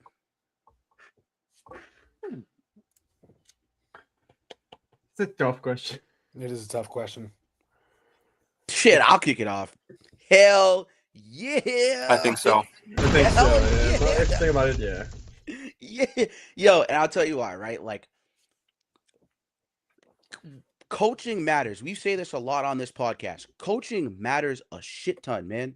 It matters a lot. And this is a situation for Trevor Lawrence where you're seeing this game. This might have been one of the best games of Trevor Lawrence's career. For real. I mean, 400 total, pretty much 400 total yards almost on the ground and passing, and 6 total touchdowns. I don't think he's ever had a game like that yet. You know, and Urban Meyer was a disaster class. He was too busy fucking college girls behind his wife's back. Like, it gets to a point where you put a guy like Trevor Lawrence, who everyone was saying he was one of the greatest generational talent prospects coming out of Clemson ever. That's what, at least what the general consensus was, which undeniable when you look at just go watch his tape from Clemson. If you haven't watched his tape from Clemson, go watch it. He was amazing. And I think that they haven't put the pieces together, but Liam Cohen has done a beautiful job putting the pieces together. And this is a Jaguars team, if I'm not mistaken. I can pull it up here. I believe they are top 15 in both offense and defense. And I'm not sure so far they've had a year where both are in the same kind of realm here. Actually they're hovering right around 15. As I'm I'll looking tell at you it I'll here. the exact ranking. Give me a second. They're hovering around it. And defense, they're right up there. They're top 15 in defense. You know, they're close to the top 10. In total yardage, they're 10th. In points allowed, they're 10th. In rushing yardage, they're first. In passing yardage, they're 20th. Mm-hmm. This might be a revitalization period for Liam Cohen. And Liam Cohen has done an excellent job. And if you told any of us the Jaguars were going to be this good this at this juncture in the season, I think everybody would have laughed. If you said that the Jaguars were going to be ahead of the Chiefs in the playoff race and the Chiefs were going to get eliminated, everyone would have laughed, including myself. Even the Texans, probably. So you can include the Texans in that conversation. Not I mean, really. not as much as the Jaguars, but I don't think I would have expected to, because they went to the playoffs last year. And then they got Joe Mixon and Nick Chubb, who both got hurt, granted. But, you know, I don't think anybody thought that they were going to get hurt. But I think the Texans are a different situation because that defense is as good as it's been all season, which is as to be expected, like it was last year. And, you know, I don't think anybody expected CJ Stroud to have another season like he did because, you know, they figure you out. Once they get a year of tape on you after you're a rookie, that's it. You know what I mean? Like, they get a year of tape on you, and we see a lot of sophomore QB slumps. So, you know, this is a revitalized situation for Liam Cohen and the Jaguars. And, you know, I love this Jaguars team so far right now. If there's a team I'm going to root for, man, outside the Broncos, because my Broncos take is aging and holding up beautifully, it's the Jaguars. Yeah. But, like I said to you guys before, are the Jaguars becoming a legitimate threat to go to the AFC Championship? I'll start with like if you look at like the playoff bracket, currently the Jaguars are third, and then we'll play the Bills the first round, which is not easy. Like, is that for a fact? And if they go through, you play the winner of Texans and Patriots. The Jags can beat the Bills. Yeah, that they can. But if it comes to Jaguars Texans for the spot in the AFC, that's really interesting. That's really going to be exciting. Yeah, they're battling it out. The Texans got Las Vegas, and the Jaguars have Denver. So we could see a flip flop this week. Mm-hmm. Yeah, and the Jaguars Denver could be a preview in the AFC. Yep. The Broncos on the other side. Yep, absolutely, no doubt. But yeah, I think they could become a legitimate threat. That absolutely. If you beat this Broncos team, who I think I'm like, how many wins the win streak at this point? Like 10, 8. If you can beat that Broncos team, yes. Even if you lose by them by a score, I think yes. If you get blown up, then no. Absolutely. Yeah, it's tough because if they go up against the Bills, I'll be honest. I don't know. I think you might see one of those Josh Allen games. I think it's weird because it'll be a home game for the Jags and they should have momentum.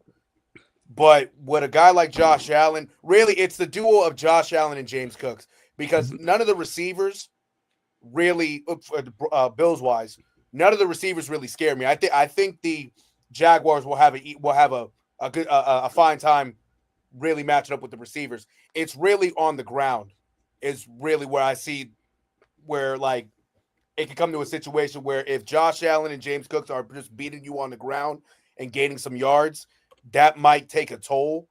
But due to them having advantage at home, the Jags should be able to pull it off. I just hope Trevor Lawrence doesn't make a mistake or two in that game. That's it. Like if he can play a clean game, the Jags should have a shot. Really, you can even though it's the Bills are a lower seed, it's kind of an upset because again it's the Bills and they've been a team that's been in the playoffs for years now. Right. It would just have to be Trevor Lawrence plays a clean game on offense and somehow some way you just the Jags defense just limits James Cook and Josh Allen on the ground. If they can kind of do that, they'll have a shot. Yeah, and I mean, you look at the Jags rushing defense for the most part. In terms of total yards, they've given up the least amount of rushing yards. They're first in rushing defense. That's why I think they could win. They could beat the Bills. I think you stop those two, like you said before. I think that it could get scary for Buffalo. It really could. And I think, like you said, that matchup, limiting them on the ground, that's what the Jaguars do. Every week they're going to limit you on the ground. And I think, obviously James Cook is James Cook, right? But to be honest with you, I think James Cook is fatigued at this point. He's been getting run into the ground, and I don't know how much he's gonna. I'm not saying he's gonna get injured. I'm just saying I don't know how much he's gonna have left in the tank to really continuously do this for the rest of the season and the playoffs. Like we saw some games already where he's fumbled and had some tough games the past couple weeks. Right. So I think with him being fatigued, like I give him respect though. He put up 107 rushing yards on the Patriots rushing defense, which the Pats rushing defense is top 5, has been all season. They've been top 5 and you look at the situation and this Pats defense has been awesome in terms of the rush. They don't even give up 100 yards a game. You're lucky if you even get to 90, 95. So, it's a tough situation. For the Bills too, because the Jaguars are no pushovers, man. They really aren't. And their passing defense too. I can give you the fact that their passing defense really isn't up here in terms of just total yardage or yards a game. They give up 222. But 222 you can live with if you can limit Josh Allen and James Cook. You can live giving up 220 yards and praying that Khalil Shakir or somebody else doesn't start having a legacy game, which is going to be hard to ask if Josh Allen and James Cook can't get it going on the ground, and they plan for that. I think that this Jaguar secondary with Newsome and other guys like Josh Allen Hines, or Joshua Hines Allen, excuse me. He's also a monster when it comes to covering running backs and tight ends. Dawson Knox and Dalton Kincaid have had a tough time getting involved this year.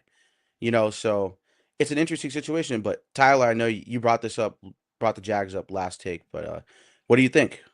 I think they can. I think they are a threat to go to the AFC Championship now. If they played the Bills in the first game, that would be interesting. I don't think it's like totally impossible for Buffalo to beat them, just because the Jags don't have any really playoff experience now. Like they were really bad last year. I mean, Lawrence, like we talked about earlier with the Chargers, he played them against the Chargers and they had the great comeback. But I mean, that team as a whole, I don't think, at least not that I know of, doesn't have that much playoff like experience. So, I mean, they have a good coach though. So, I mean, anything's possible. But I mean, I don't know. So, I mean, if they play the Bills, it's definitely possible for them to lose that one. But I think I would pick Jacksonville to beat them, and I think they could go to the AFC Championship for sure. This week will be if they can beat Denver, that'll like make me believe it even more. This is a really big game this week. Yeah, absolutely. And it would be funny if the Broncos lost to the Jags. It would be kind of funny Yeah. after beating the Packers. And if I'm not mistaken, didn't they go into Lambeau and beat them in Lambeau? No, it was in Denver. Oh, okay. So Yeah. either way, still convincing enough for me to be like, shit, like they're a Super Bowl favorite. If they lose to the Jags, we got to start considering the Jags as a real threat, especially because, like you said, they could see each other, or like Ben said, they could see each other in the AFC Championship game. And if the Jags can get a hold of this one, hey man, I don't know. I'm not going to say the Jags are going to go to the Super Bowl, but if we see them in the AFC Championship game and they win this game this upcoming week, which I don't have the Jaguars winning this upcoming week, to be quite honest with you. I think Bo Nix has been awesome. He's been putting up great numbers against different passing defenses, and I just think it's tough to really sit there and say, Bo Nix is not going to go out there against a passing defense that's like ranked like 18th or 17th or something. It's just hard for me to sit here and say, oh yeah, they're definitely going to go out there and have a game. But I know that Bo Nix is definitely going to have one, and that's the worst matchup for the Jaguars. But it could be a real testing ground for them to see where they're really at and what they have to improve on throughout these upcoming weeks going forward. Well, I will say this. I mean, if the Jaguars just play how they played against the Chargers some weeks back, then they got a shot. Because I mean, they beat up on the Chargers, and really, I don't know how the Chargers lost that game, but the way how Jacksonville beat up on the Chargers, it makes me think like, okay, if you use that game plan on what you did with the Chargers and use it against Denver, especially because the Chargers offense, throughout the whole year has been much better than Denver's because there's a lot more cohesiveness to that offense. Mhm. Denver's offense finally really got going last week, especially I can't really say the offense. Bo Nix finally got going last week to really show like, okay, this is what we've been seeing. So if you can have a similar game plan from that game going into this game, you should have a shot at least keeping yourselves in it. But with Denver's defense, it's going to be tough. But offensively, defensively, if you can have a similar outlook on what you did to the Chargers and keep yourselves in the game, then you'll have a shot. Absolutely, 1,000%. And Ben is currently he stepped away the guys for a second. He's just going to the bathroom. But the next game, I mean, shitfest against shitfest, dude. I mean, there's really not much to say about this game. Commanders, Giants. We don't have to get too in depth on this one. I'll just show the stats for those that didn't see the game or understood what was going on in that game. The Commanders beat the Jaguars. The Commanders beat the Jaguars. The Commanders beat the Giants 29-21. This is a game where, I mean, two teams who are not in the playoffs, just trying to fight to improve. And I would have liked to see the Giants win this game, but this puts the Giants in even more draft contention for themselves. And, Marcus Mariota, 10 for 19, 211 yards. I mean, a lot left to be desired here for this Commanders team with no Jaden Daniels, who is shut down for the rest of the season. Ja'Cory Krosky-Merritt, 18 for 96 and a touchdown. He's been a healthy surprise for them. Receiving Terry McLaurin, 3 for 69 and a touchdown. Deebo Samuel, who's been a non-factor sometimes, all season long at certain points. I have him on my other fantasy team. The guy fucking sucks. I'm probably going to sit him next week. 3 for 43. Fumbles all over the place. And for the most part, it was the Commanders, and they still won this game. 3 fumbles on their end. Mike Samerstill, shout out Mikey Samerstill, Massachusetts native, Everett High School. 1 interception, 55-yard return. Didn't return it back to the house, but sweet-ass interception if you watched the game. Shout out Mikey Samerstill. 8 tackles, 4 solo, and a pass deflection for Mr. Martin. Bobby Wagner, 7 for 6. Not much here. I mean, overall, decent game by the defense, only holding them to 21 points. But for the most part, the Giants, no Malik Neighbors, no Cam Scatterboo. Jackson Dart's been in and out of concussion protocol all season. But Jackson Dart, 20 for 36, 246, and 2 touchdowns, showing why he belongs in this league again. 1 interception and 1 sack. Tyrone Tracy, 15 for 70 and a touchdown. Jackson Dart, 9 for 63 on the ground, a total of 300 plus total yards. Jackson Dart's special, man. He's awesome. Johnson, 3 for 72. Wandale Robinson, 5 for 54 and a touchdown. Darius Slayton, 4 for 53. Not much here. I mean, it is what it is. Jackson Dart with a fumble. Abdul Carter, 2 forced fumbles. Guy looked like a monster out there. Brian Burns, fumble recovery. Bobby Okarik, 7 tackles, 2 solo. Abdul Carter, monster game, 5 tackles, 5 solo, 1 sack, 3 tackles for a loss, 1 quarterback pressure. Brian Burns, brother, 3 quarterback pressures and only 1 tackle. I can fuck with the quarterback pressures, but you gotta have a better game than that, brother. Brian Burns, Dexter Lawrence, 2 tackles, 1 solo. You gotta have a better game than that. But for the most part, it was a shitfest against a shitfest. The only question I'll pose to you guys, since there isn't much to talk about the game, is what do the Commanders and the Giants need this offseason? Offensive line. Yeah, both teams. You took the words right out my take. Yeah, absolutely. That's it. I mean, the Giants every fucking year is the offensive line. Really, every year is the same shit. Just get some decent offensive line. For the Giants wise, actually, well, really for both teams. I mean, you have 2 stalwarts at left tackle. For the Commanders, it's Laramie Tunzel, and then you have Andrew Thomas. When healthy, he might be a top 5 tackle. You know what I'm saying? So it's like the left tackle position is fine. Everywhere else, it's like, bro, what's going on? Commanders, I know Sam Cosmi got hurt, I believe, in the when they played the Lions last year in the playoffs. He got hurt, so he had a setback to start this year.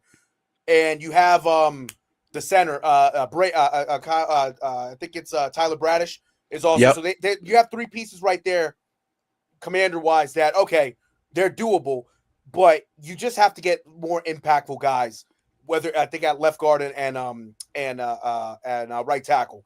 If they can kind of shore that up, everything, it should be a lot better.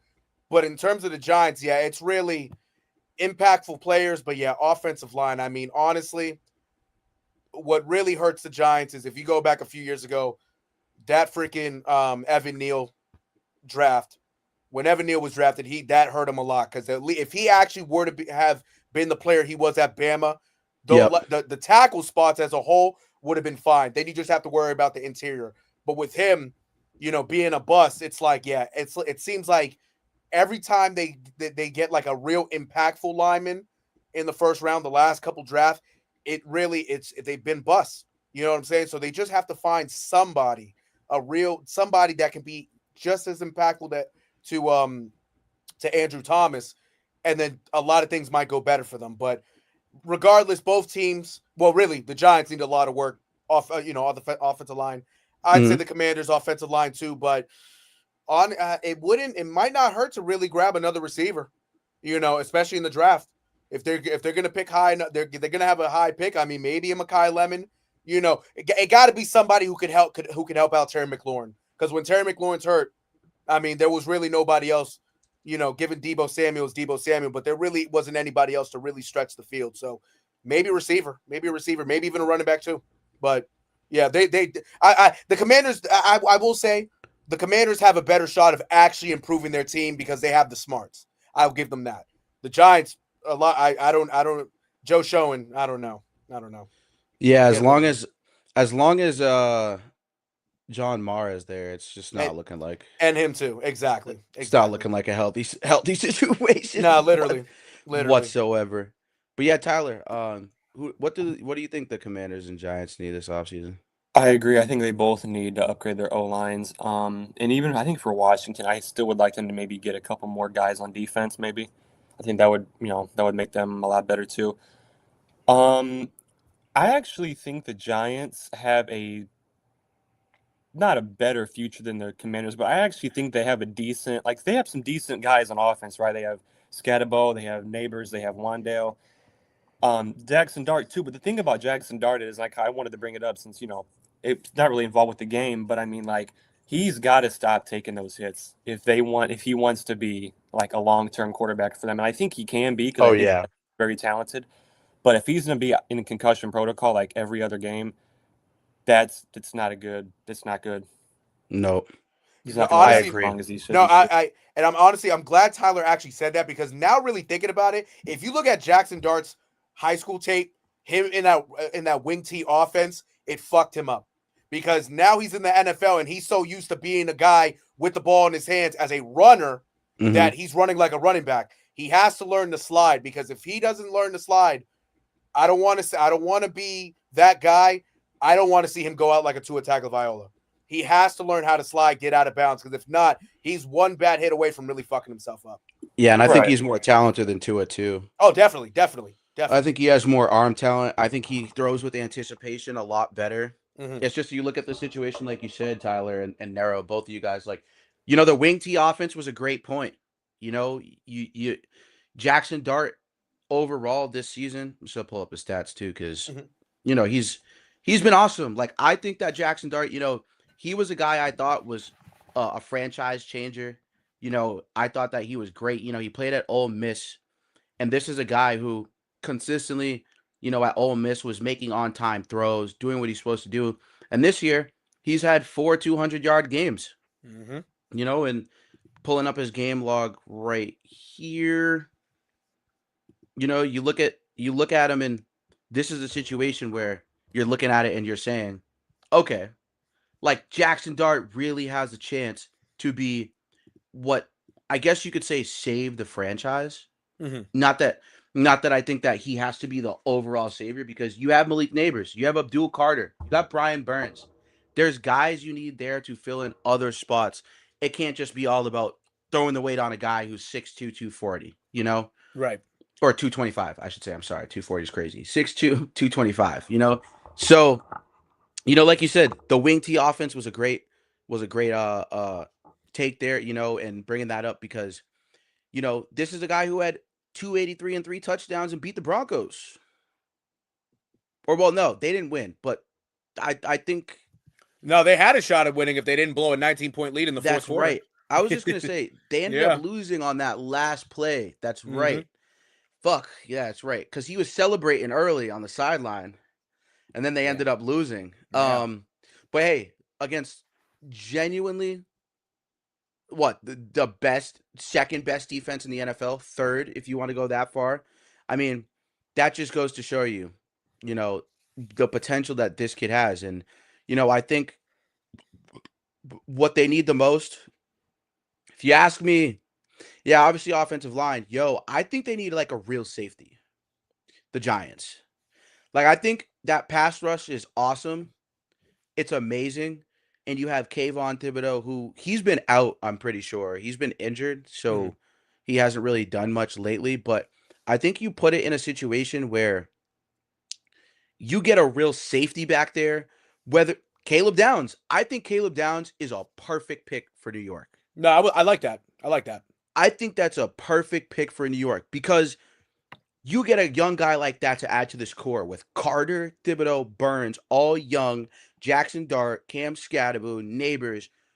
This is a team that we might look at and say, they look like the Panthers of this year. We might say that about them next year. The Cowboys suck.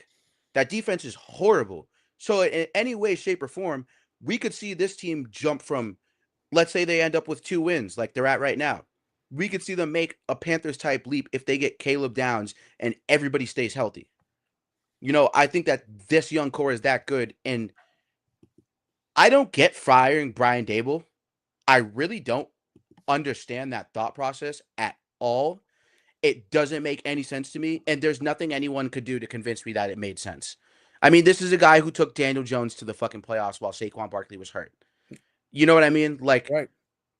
It's just, that's like you said, like, as long as that front office is there and as long as that GM's there, it might not change. But this is the one thing now you can't fuck up going into this draft.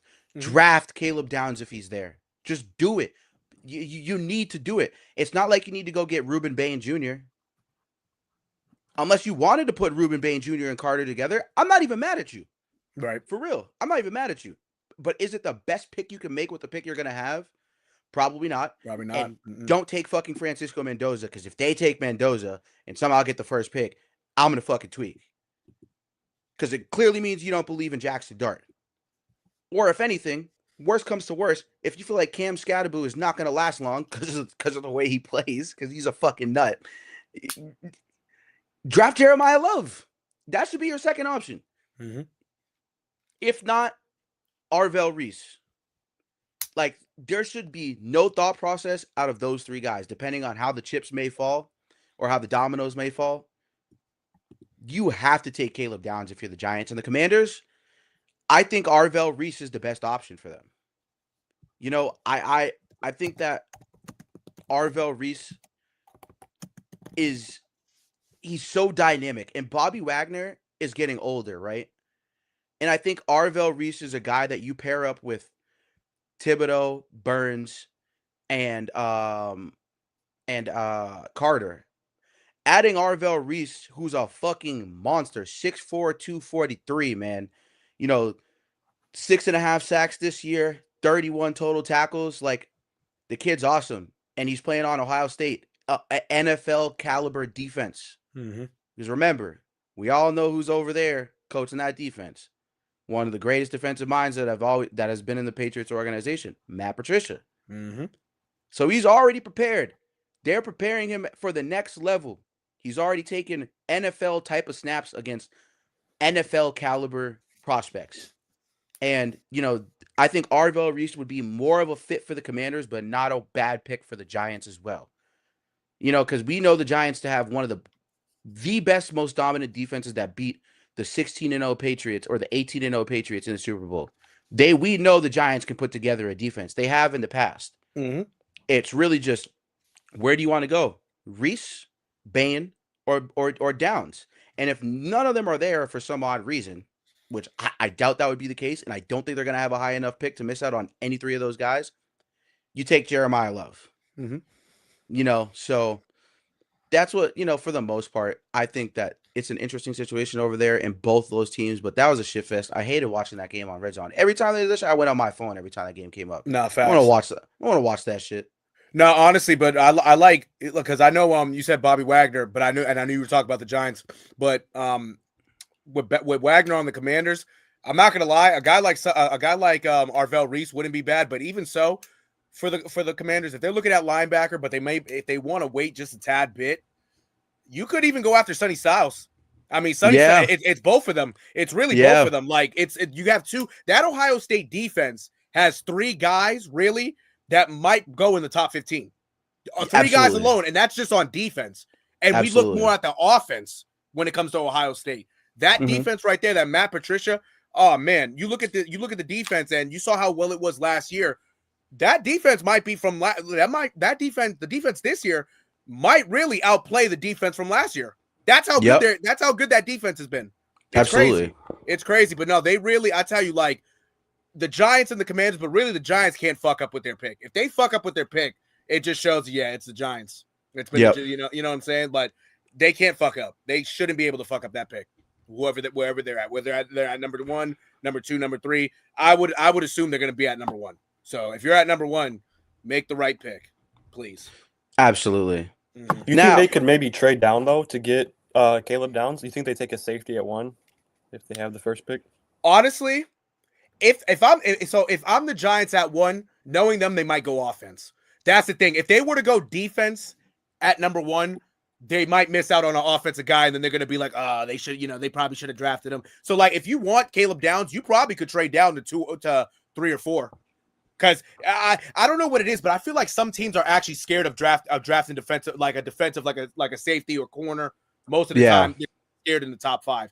Like the only team I will say that had balls at drafting the number 5 was when Seattle drafted Witherspoon, and look how that's turned out. You know what I'm saying? So you have to actually have a pair of nuts to actually draft a real defensive back within the top 5. And if you do, a lot of the time it works out. When you don't, and you draft somebody like what's his name? There was a guy that the Raiders drafted. Damon Arnett when they drafted him. Yeah. That you look at that, it's like we're like, what the hell? Why? Like you did all that when a guy was a second round pick and you drafted him in the top 15. You feel me? Like it's one or the other. You can either draft a great guy or be stupid and draft somebody who you had no business drafting in a top 15 or top 5 who really shouldn't be there. So Yeah, and if they do, they can't go quarterback. yeah, exactly, So exactly. what do they take? Makai Lemon? I don't think he's a first overall pick. Oh, Like, definitely nah. I think he's more of like 10 to 15, just because it's deep on the offensive line and defensive line and linebacker and all these other positions for the top prospects. I can't look at Makai Lemon as someone who's going to go inside the top 10. It just doesn't make sense. And I think that would be the only direction the Giants could go in offensively. Right. Or Jeremiah Love, because he's a Heisman contender. He's going to go within the top 10. I don't see him landing out. If he lands outside the top 10, someone's going to miss out. This kid's special. Exactly. So it's tough to sit here and say, that I would see a situation where the Giants wouldn't fuck it up, because we've seen them do it before. But Abdul Carter was a no-brainer. They got that right. Kayvon Thibodeau was a no-brainer. They got that right. So it's like you got the past 2 years of getting the shit right. Make it a third year. Take it easy. And like you said, I know it's odd, trying to take a safety in that situation, but Caleb Downs is that special, though. He can play inside the box. He can play outside. He could line up on tight ends. He can line up on wide receivers on the outside. He can over the top help. He's so versatile in this setting at Ohio State against Power 5 schools and SEC schools, constantly going up against NFL prospects and continuously dominating. And I think that it's like Nero said, it's not normal really for a corner or a safety to go within the top, even 10 most of the time. I'd say it's tough to take one at that position, but Caleb Downs is that special. And if you don't, do the right thing and just take Ruben Bain or Arvell Reese. Don't make it hard on yourself. The worst comes to worst, if you don't believe in Scadaboo, then take Jeremiah Love. That's fine. But you didn't draft Scadaboo where you drafted him to put him on the bench. Right. So they're going to have a lot of decisions to make. And if they get the number 1 overall pick, if they pick Francisco Mendoza, someone's getting fired. Oh, yeah. The GM's getting fired. Right. Someone's getting fired, or the coach is getting fired. I don't know how that's going to work. Someone's getting fired because you didn't draft Jackson Dart to do that either. So you got Russell Wilson and Jameis Winston to teach him just to draft another guy. It doesn't make any but that's the thing about the Giants. It's tough to say. But exactly. To jump into the next game, the Bears played the Browns this week. Look who's back. Hey! The Bears played the Browns this week. Hey, man. Give it up to Tyler because he's a Bears fan. You feel me? Strong win, man. It doesn't matter whether it's the Browns. It's against a pretty elite defense for most part of the season. The last 2 weeks, they've looked crazy. I don't know what the problem is over there, but they got to figure it out. But yeah, so, the Bears, I think there's obviously a lot more to take away from this Bears game than there is in general from the Browns. We'll talk about Shedeur Sanders too. I know, there's a lot of people out there who's waiting to hate on this kid. So you got your chance this week, but Shedeur Sanders, 3 picks. 18 for 35, 177 yards, 5 sacks. It just wasn't a good day against the Bears defense, a pretty elite Bears defense. So, it's a learning curve. Isaiah Bond, 2 for 89, Harold Fannin, 7 for 48. Jerry Jeudy is a fucking piece of shit, 2 for 22. That guy sucks. Bro, get him the fuck out of there. Holy crap, that guy sucks. Cole Schwesinger, 14 for a solo. Not much else to say. Myles Garrett, 1.5 sacks, 1 tackle for a loss, 2 total tackles, 3 QB pressures, doing what Myles Garrett does. Terrible game for the Browns. Couldn't really put up any points. But to move on to the Bears, Caleb Williams, man, continues to show why he was the number 1 overall pick. 17 for 28, 242, and 2 touchdowns. DeAndre Swift shows why he's a great complimentary piece for Mr. Caleb Williams. 18 for 98 and 2 touchdowns. While Leather Burden, this is the game after Tyler was saying last week. That's a guy, they were saying that on, Bears Wire podcast, Go make sure you guys go look it up on Spotify. They're killing it. They got 2 episodes out. We just listened to the last episode together in Discord. It's fucking awesome. But like Tyler was saying last week, involve Leatherbird in the offense more. I agreed with him, and look what happened. 7 targets, had the most targets on the day. 6 for 84, caught almost all of his targets. And DJ Moore, 4 for 69 on 5 targets and 2 touchdowns. Another guy, Tyler, said to get more involved. Clap it up for Tyler real quick, man. He manifested that shit on his podcast. He manifested it. And Colson Loveland as well. 4 for 63 on 5 targets. Another guy he said should get more involved. Shout out to Tyler. You know what I'm saying? They might need to put you on the coaching staff, bro. CJ Gardner-Johnson, an interception. Hey, man, I wasn't expecting that when I saw him out there. And Jalen Johnson. Shout out Jalen Johnson being back. Absolutely. You know what I'm saying? He's killing that shit. CJ Gardner-Johnson, resurgence over there in Chicago. He's playing great. Tremaine Edwards, 5 total tackles, 5 solo, 1 tackle for a loss, 2 QB pressures. Grady Jarrett, 4 total tackles, 3 solo, 1 sack, 1 tackle for a loss, 1 QB pressure. Mr. Booker, 3 tackles, 3 solo, 2 sacks, 2 tackles for a loss, and 4 quarterback pressures. What a dominant game from Booker. Honestly, this defense, they came to play. They really came to play. And, it was an awesome game overall from just all phases of the game. I know a lot of people don't pay attention to punting, but I do. Taylor had 4 punts and 3 inside the 20. Mm-hmm. Killing it, man. I mean, just all phases of the game, this Bears team was clicking. And everyone's going to say it's against the Browns. Who gives a shit, okay? Shout out to the Bears, man. You know what I'm saying? I think this is a team that could go to the Super Bowl, like I said a couple weeks ago, man. And, those types of games that you have where it's all phases of the game, you need to have those types of game. But I will say, there might be an interesting take, but, interesting question, I should say. Should Caleb Williams be in the MVP conversation? I mean, he'll definitely get some. You could definitely vote him. It's one of those things that's like,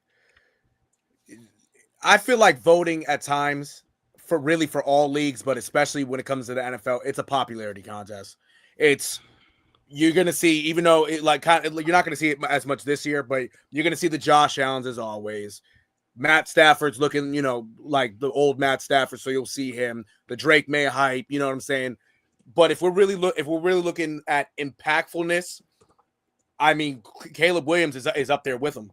I mean, if it wasn't, you can give the credit to Ben Johnson and whatnot, because again, he's been the X factor to really kind of having this team take that step, and a coach that actually cares about his quarterback, cares how the offense is, and even the defense. Like, you're gonna give him some credit for how this team is. But I mean, Caleb Williams is at the helm. He's the one that has to get everybody going on offense, and he's been doing that. So without Caleb Williams on the field, I don't think the Bears would be 10-4 right now. You know what I'm saying? Like, they could be a 500 team, below 500, but the way he's playing right now, I mean, you got to give him some MVP votes. You do. He should. He might end up being like the 4th or 5th, in terms of where the voting comes out of, ends up at, I should say. But the kid deserves some votes. I mean, shit, he's taking a leap in year 2. A lot of people wrote him off in year 1, calling him might be a bust or whatever. But hey, he's elevated his play, and he has a team in good position. So I give him a vote, truthfully. If you take truly the definition of most valuable player, Mm-hmm. like I think, like Nero said, if you take him out of the Bears offense, the Bears are nowhere near 10-4. Mm-hmm. So that's just a pure definition of like most valuable player to a team, which I think would apply very much to Caleb Williams. Absolutely. Tyler, what do you think? Yeah. Yeah, I'm kind of with you, Nero. I think he definitely deserves some votes. Now, I don't know if he'll win it. Well, I don't think he'll win it because guys like Matt Stafford and Drake May exist. But the fact that he's even gone from, how he played last season up to maybe a top 5, finalist and MVP, I think, that's obviously, that's a massive improvement, and I would be happy with that. I think he definitely deserves some votes. Absolutely. And even with Caleb Williams also, I will say it's like, you do see the improvement. I think the only knock on his game, and I know we've talked about it before, if he can be a more up to par with the completion percentage, and I think we'll see more of that next year. I think by year 3, Caleb Williams, if not a top 5 quarterback, he definitely should be a top 10, but I could honestly see Caleb Williams next year kind of getting into more of like the top 6, top 7. Top 6, I was thinking 7 or 8, yeah. Exactly. But no, like he's shown the flashes. He has. And I tell you, Ben Johnson, I'm glad Ben Johnson believes in him, because Matt Eberflus last year, Jesus. That was a tough watch. It was a tough watch. No cap. Yeah. Ben Johnson was such a great signing for us this offseason. Absolutely. And now kind of thinking about it also, because I know we're on Caleb Williams, but I wanted to ask you, Tyler, is DJ Moore expendable? And if he were, do you think that they should target a receiver maybe in free agency, maybe more so somebody with some length? Or do you think that DJ Moore stays for another year and they probably end up drafting somebody else? I actually think we should keep DJ, to be honest, because I not only think he's still a good receiver, and we have him at least, here for at least one more year. Right.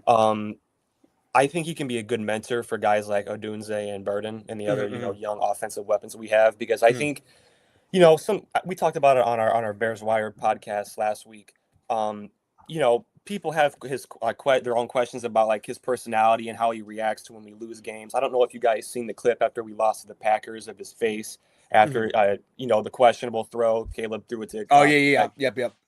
But the thing is, to me, that's just more so him wanting to win the game. I don't think he cares if it's Loveland or if it's Odunze or if it's Luther who's catching. I think he just wants to win. If he has 15 yards or if he has 100, I don't think he cares. I don't think it's like AJ Brown, for example, who like even when they win, if he doesn't get his own, he's going to be upset, to the media. I don't think DJ has a personality like that, or like a Brandon Ayuk. I think he just wants to win.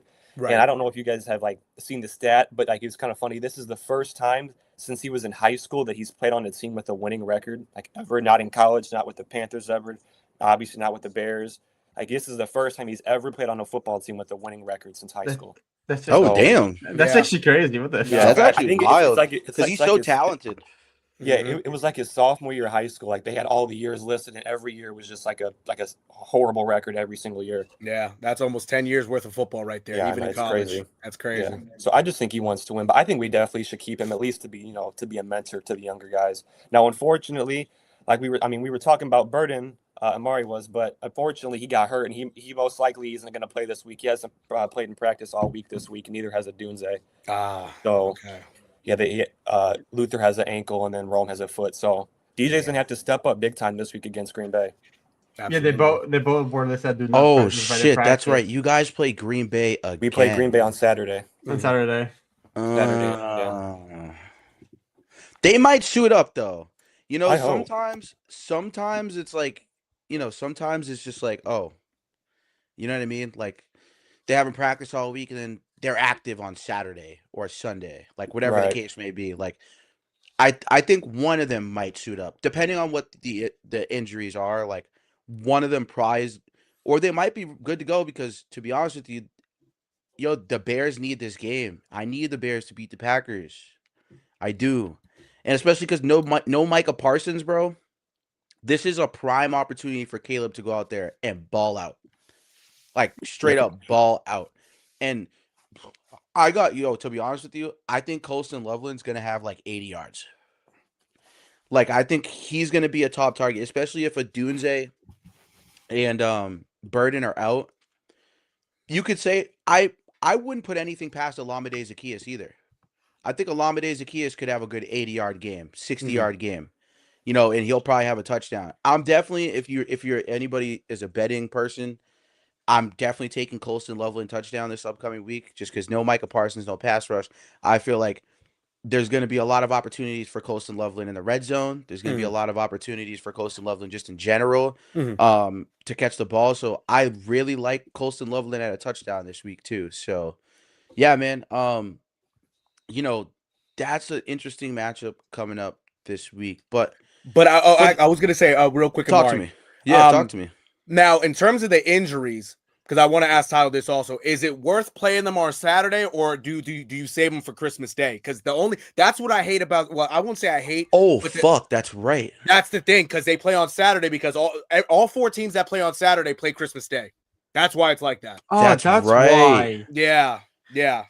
I completely I didn't forgot even about the click that. Christmas Day Yeah. games. Yeah. I didn't even think that. Exactly. So yeah, all 4 teams are going to play on Christmas. That's why they play them. That's why they're going. All 4 teams are going to play on Saturday. I think it's the Eagles, Commanders, the Bears, and the Packers. All 4 of them Christmas Day. So yeah. So quite frankly, and it's not even just for the Bears.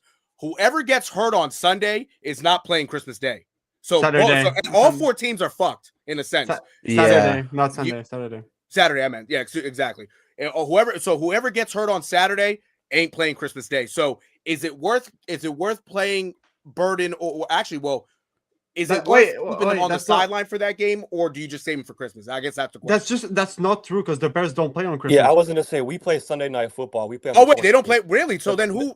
Every other I team thought, does, but the Bears I thought don't. the Bears played on Christmas too. I'm tweaking. Holy shit! No, No. that's It's the Cowboys against the Commanders and the Lions against the Vikings. And on Really? on Thursday night it's Broncos Chiefs. That's crazy, because that's weird how they did it. Because last year every team that played on Saturday before Christmas played on Christmas Day. That's crazy. Okay, so they did it different this year. I didn't know that. Yeah. That's why automatically when I saw the schedule for Saturday, I'm like, I just assumed the same way you did. Like I just assumed, because that's weird. That's the first time they did it. Because when you said that, I was like, huh? That's just not true, is it? Yeah, because normally Nero's right. Because normally they do, like, whoever plays on that Saturday is playing on Christmas. Yeah, that way they get the extra day off. Yeah. So it's just Washington that plays both. Interesting. Yeah. Okay. That's okay. really... Then fuck it. Yeah, then they'll play. Then honestly, take what I just said. Play them on Saturday. Don't even worry about Christmas. Yeah. There you go. Yeah, I think they should both have like play, 8 days of rest. Yeah, exactly. Yeah, I think they should both play just due to what's at stake. But I want to hear Tyler's thoughts for sure. I honestly do think they both should play, because Luther has an ankle and Rome has a foot, and Rome's been out since we last played the Packers, so it'll have been probably 2 weeks by then. And I don't think either injury is like supposed to be anything like crazy significant. So I think Rome is closer to being back than Luther, because Luther just got hurt against Cleveland. But I do think, if not both, at least Rome should probably be able to suit up and play. Because if we don't have either one of them, that's definitely going to be a big hit to our offense. The thing with Adunze is because they're week to week. Yeah. So it's like, I don't know. And he got scratched like last minute in week 15. Right. Like, he was going to play last week, but he got hurt in warm-ups. It was the scratch came out like 12:55. Yeah. Fantasy players got fucked. Yeah, it was right before the game started. So I don't know about Adunze, but I think I don't know if they actually play, because Adunze is week to week and Burden just got hurt. So I'm gonna be honest. If they don't play, I wouldn't be too upset, just because I'd rather have them for the long term, for the playoffs, and for the last 49ers game and the Lions game. Yeah. So, but I mean, if they can play, then play them. But like you said, a week to week, so maybe he won't. Yeah. Yeah, I hope, for the most part, I hope that they play. They do play. They're good to go. But if not, like, I still think the Bears win this game. I do. I think they know what's at stake. I think Ben Johnson's good enough and was on with the Lions on a very good team enough to know that this is a game where he's going to have to bring out his best bag of tricks.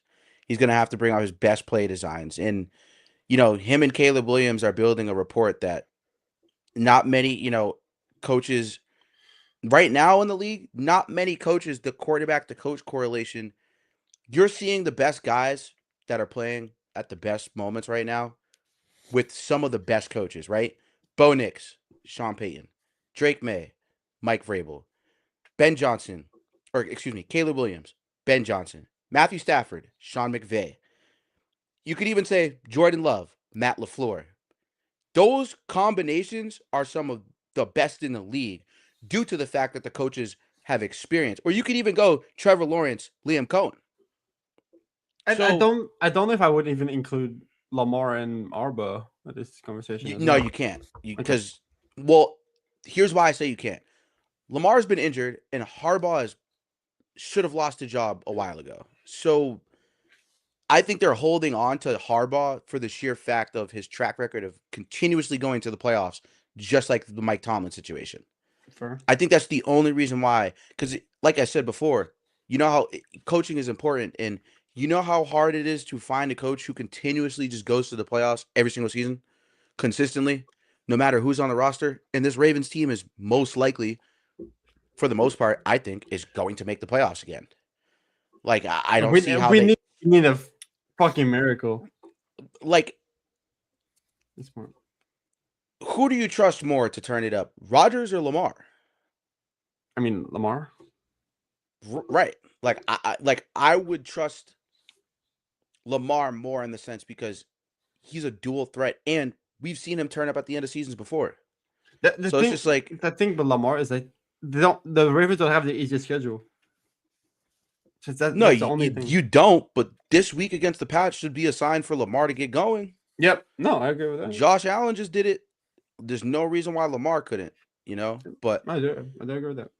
For the next game, I mean, this was a shit fest. You know what I mean? But there were implications in this game for one of these teams, and there actually is 2 takeaways. But we won't dive too much into the stats too crazy. I'll just show mostly the offensive stats for the most part. But the Saints played the Panthers this week. The Saints won 20-17. Now, this was a disaster class from the Panthers. Genuinely, I'm not really sure what happened this game. But I will say I'm concerned, honestly. And if you're a Panthers fan, you should be concerned. This is a loss you can't have, especially at this point in the season. I get that the Saints kind of for the most part, the Saints kind of own the Panthers as of recent. And their previous matchup this year, the Saints had already won. So for me, it's kind of just like I look at this game, and Bryce Young didn't turn the ball over, barely took sacks. 15 for 24, 163 and a touchdown. Rico Dowdle, 16 for 49 and a touchdown. Bryce Young, 49 on the ground. So for Bryce Young, a total of 200-plus yards. Chuba Hubbard, 8 for 29. Jalen Coker, 4 for 60 and a touchdown. But Tet McMillan can't have a game where he gets 4 targets and has 2 catches. Tet McMillan should get 6 to 8 targets a game. I think that's obviously more of a play calling thing, but Jalen Coker fumbled and lost it. And overall, the defense played well enough to keep them in this game, as the Panthers defense has done all year long.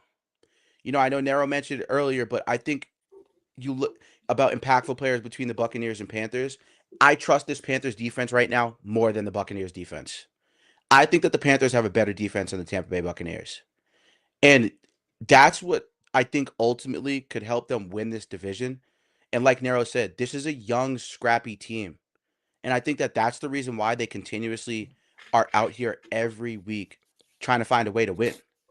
And, this is a week where you have to find a way to win no matter what. And Tyler Shook, like I said before, brother, I was not familiar with your game. I was talking hella shit. Shador Sanders is still better than you, though. I'm going to stand on that. Facts. But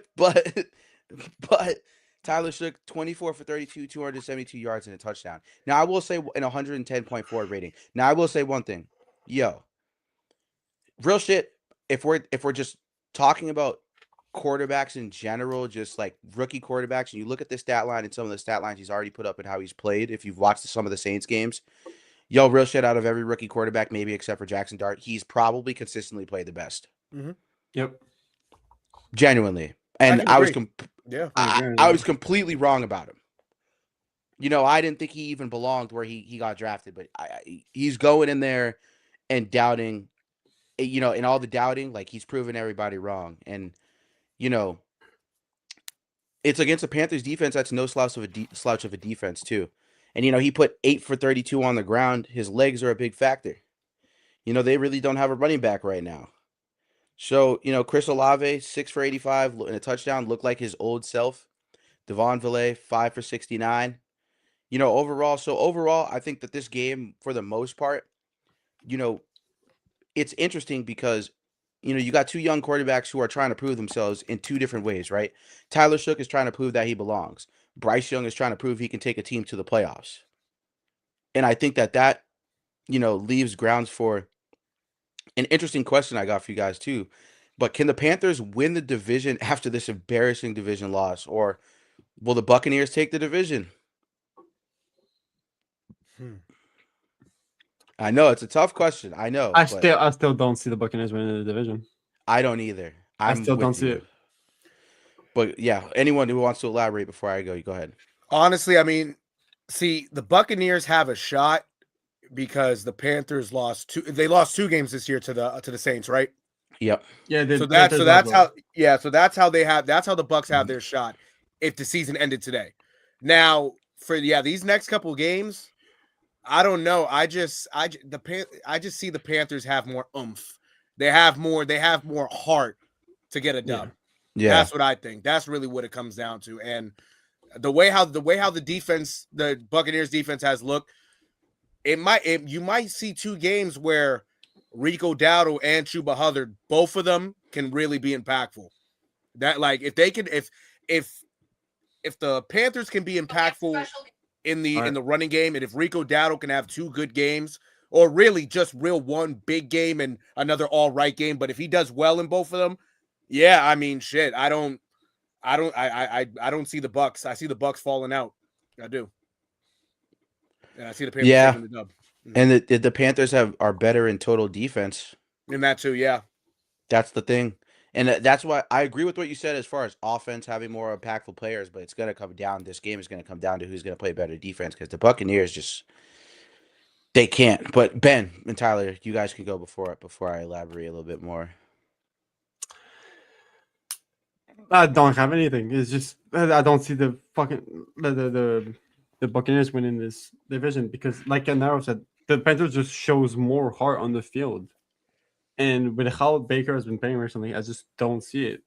If you go comparison Young and Baker, I think Young has been better in the last 2 weeks. Yeah. Yep. And the Panthers defense has been better as well. Yeah, you took the words right out of my mouth, mate. I agree. I was going to say the same thing. Oh. 2 producers. I still think that the Panthers are going to take the division, to be honest with you guys. Should I put $100 on it? No, let's not do that. I wouldn't do that. I don't know if I would be that confident. But no, all jokes aside, I think the biggest thing for me is I do think the Panthers win the division after this embarrassing division loss, and the Buccaneers don't take it. I just like Ben said, and Nero, a combination of both your takes combined kind of here too. Like, I think that Bryce Young, he's more hungry to get to where he needs to be. And I think Baker Mayfield, after the season he had last and what he's doing right now, he's taken a lot of sacks, at times fumbled the ball, at times thrown picks. And this is not the same Baker Mayfield we saw last year. Real shit. It's not the same Baker Mayfield we saw last season. And now I think there's a lot left to be desired when you think about the situation when it comes to,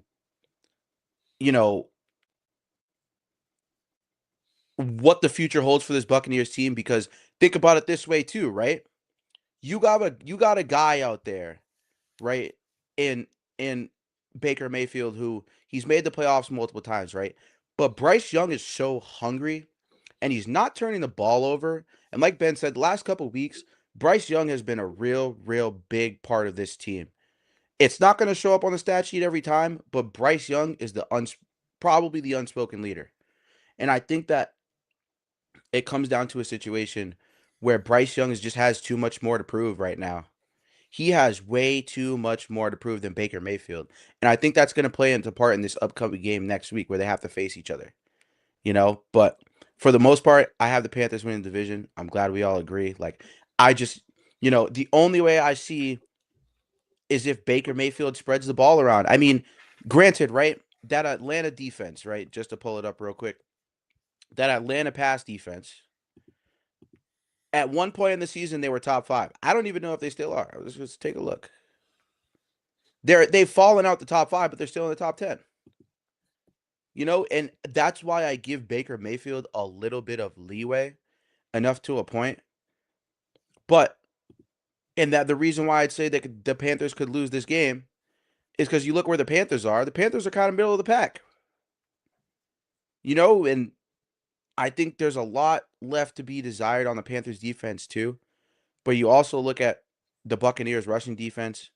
Rico Dowdle is going to have a tough day, and I think Hart is going to play a huge part into this game. And I'm glad you guys brought that up because, the Atlanta Falcons, right?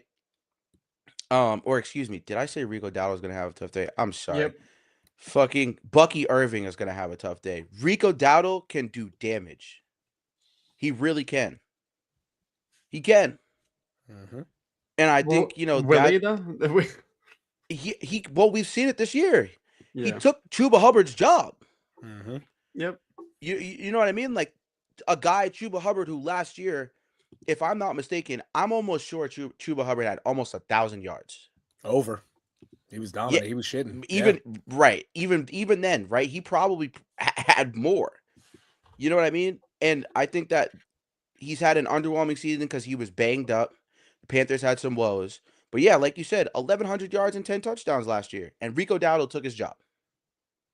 So it's not like Rico Dowdle has had a terrible season either, for the most part.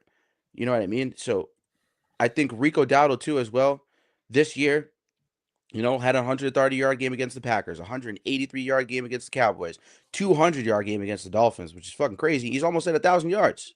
Mm-hmm. So, I think this game is going to come down to matchups, but like you said, Nero, I think it was a beautiful point. This game is going to come down to heart for real, and the Panthers just have that right now. But speaking of heart, there was a lot of heart in this game. But honestly, game of the week. Real shit. Yeah. You know what I'm saying? Straight up game of the week. But, the Rams played the Lions, and this was a matchup for the ages. One of the best games of the season. It was fucking awesome watching, Jared Goff and fucking Matthew Stafford go against their former teams and go fucking crazy. The Rams played the Lions, and Rams won 41-34. Now, I think the most interesting part of this game is that the Lions defense really showed that they might not even be built for shit this year. They might not. And that's with Aiden Hutchinson healthy. But you know what the craziest part about this whole thing is? Last year, for those that don't remember, for the most part, right? Aiden Hutchinson was out. If they went to the Super Bowl, he would have came back in the Super Bowl. Mm-hmm. But here's the thing. It's completely flipped.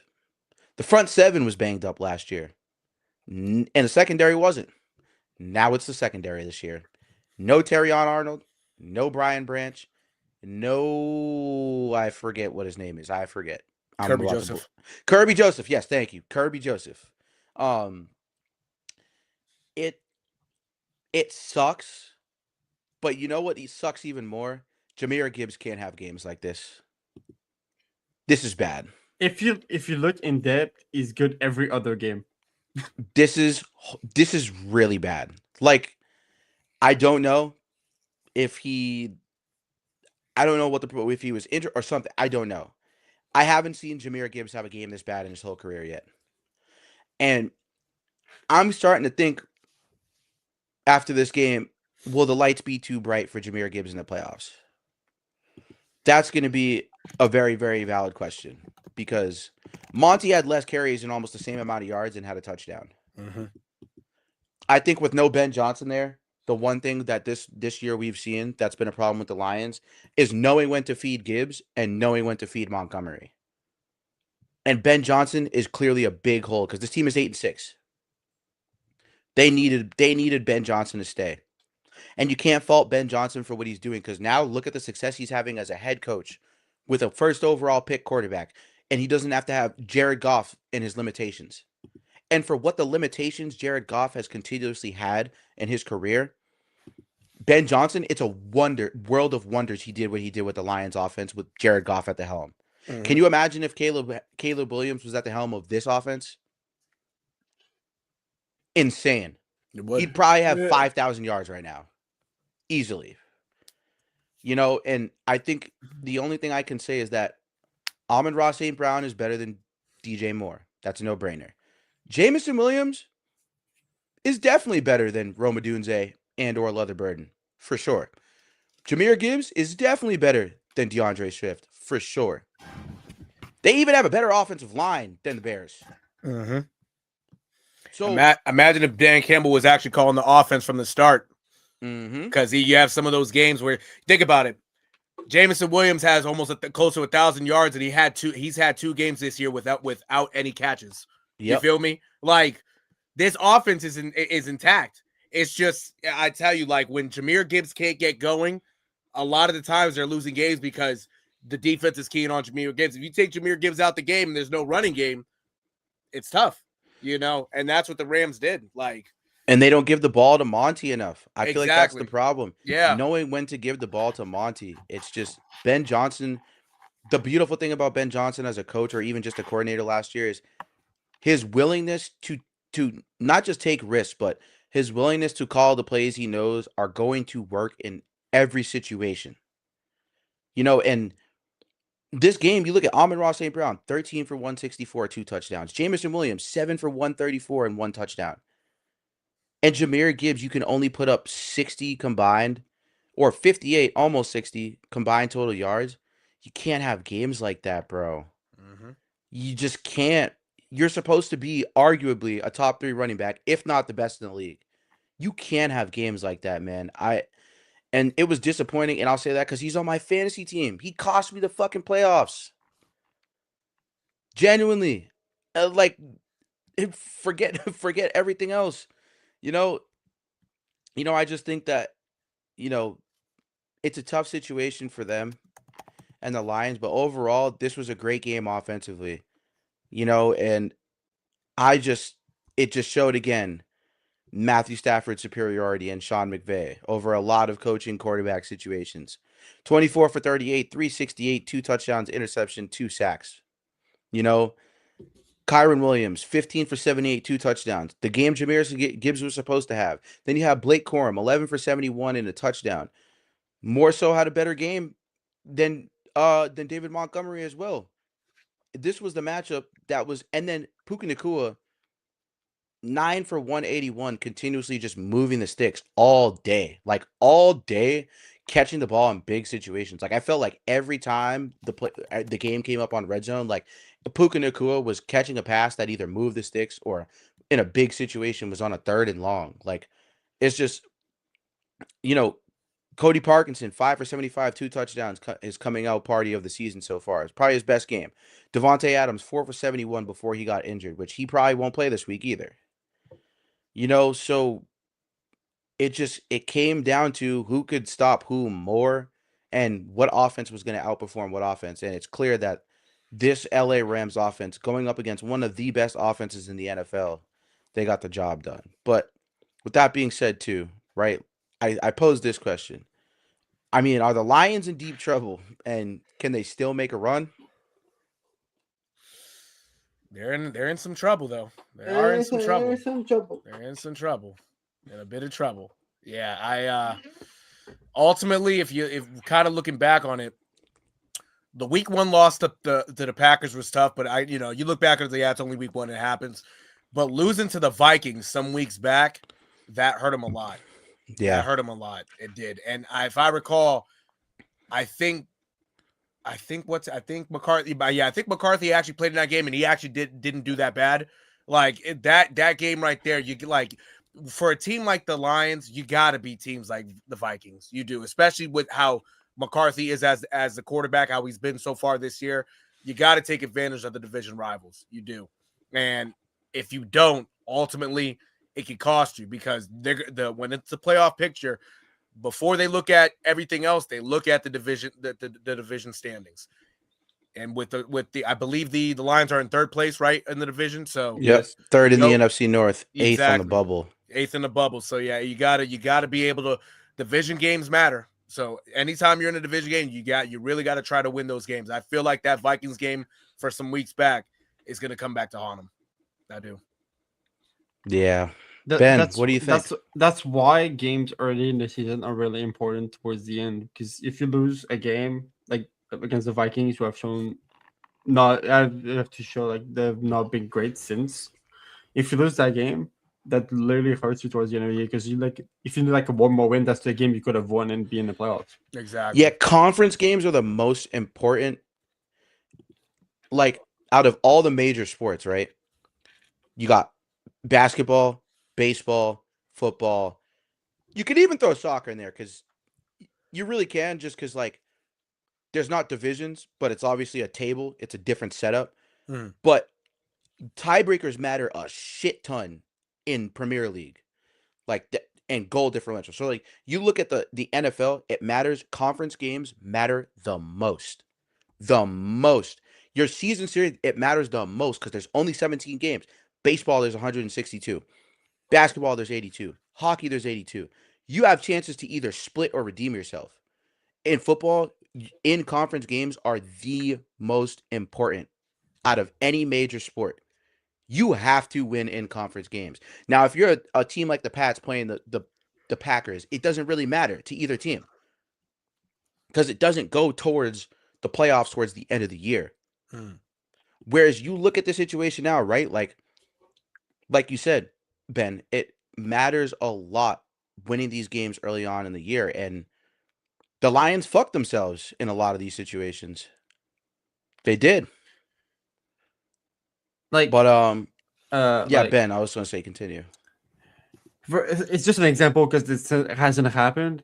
Like the Patriots lost to the Raiders early in the year.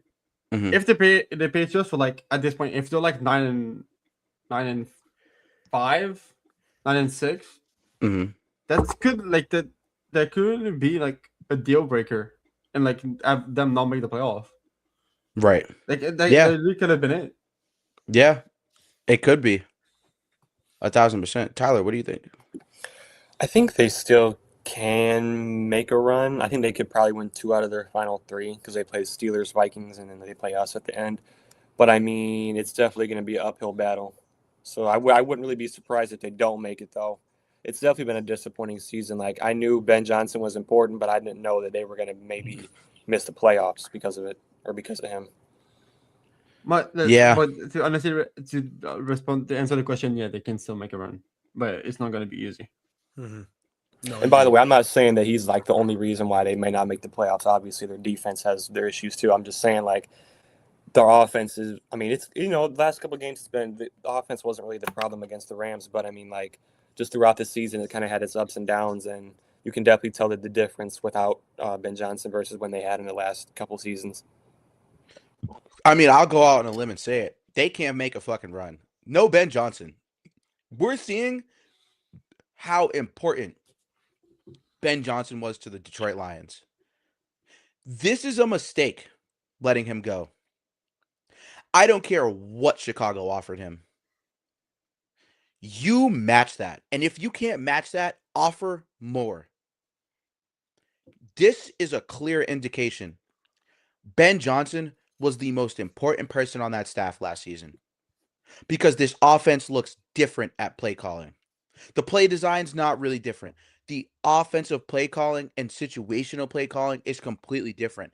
And look what he's doing as a head coach with the Bears. Exactly. He just revitalized that franchise. He just took Caleb Williams to where Caleb Williams is supposed to be because Eberflus wasn't going to get it done.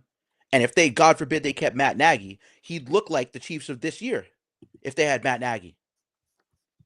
Ben Johnson has, if I'm going to be honest with you, it's not a crazy take, but some people might disagree because some people would say Sean McVay, some people would say Mike Vrabel. Bro, Ben Johnson deserves Coach of the Year. Like, I don't see it any other way. Like, the award shouldn't go to anybody else. And no disrespect, no disrespect to Mike Vrabel and the Patriots at all. Don't get me wrong. Mhm. But the Bears have had a tougher schedule. And the work he's doing in that conference against the competition with the playoff race is a little bit different. And I think that, an NFC team is going to come out and win it all. Like, I don't think the Broncos are the only saving grace of the AFC. Mhm. I cannot see an AFC team, any of these other AFC teams beating it. And the only reason why I'd say I'd still wouldn't count the Patriots out is because of coaching. That matters ultimately that matters the most in the playoffs is coaching. Your quarterback can throw for 400, 500 yards, right? But what did it come down to in the Super Bowl when Joe Burrow played? Coaching. Zach Taylor, every time he goes up against somebody else, you can have Joe Burrow, Jamar Chase, T. Higgins, Mike Gesicki, Chase Brown, Trey Hendrickson. You can have all these guys, right? But if you can't coach to a win, it's not going to matter. And I think Ben Johnson deserves to be the coach of the year. And I think the Lions are in deep trouble. And I don't think the Lions can make a run. I don't. I think the way that this playoff picture is stacked up right now, the Panthers, they're right there, man.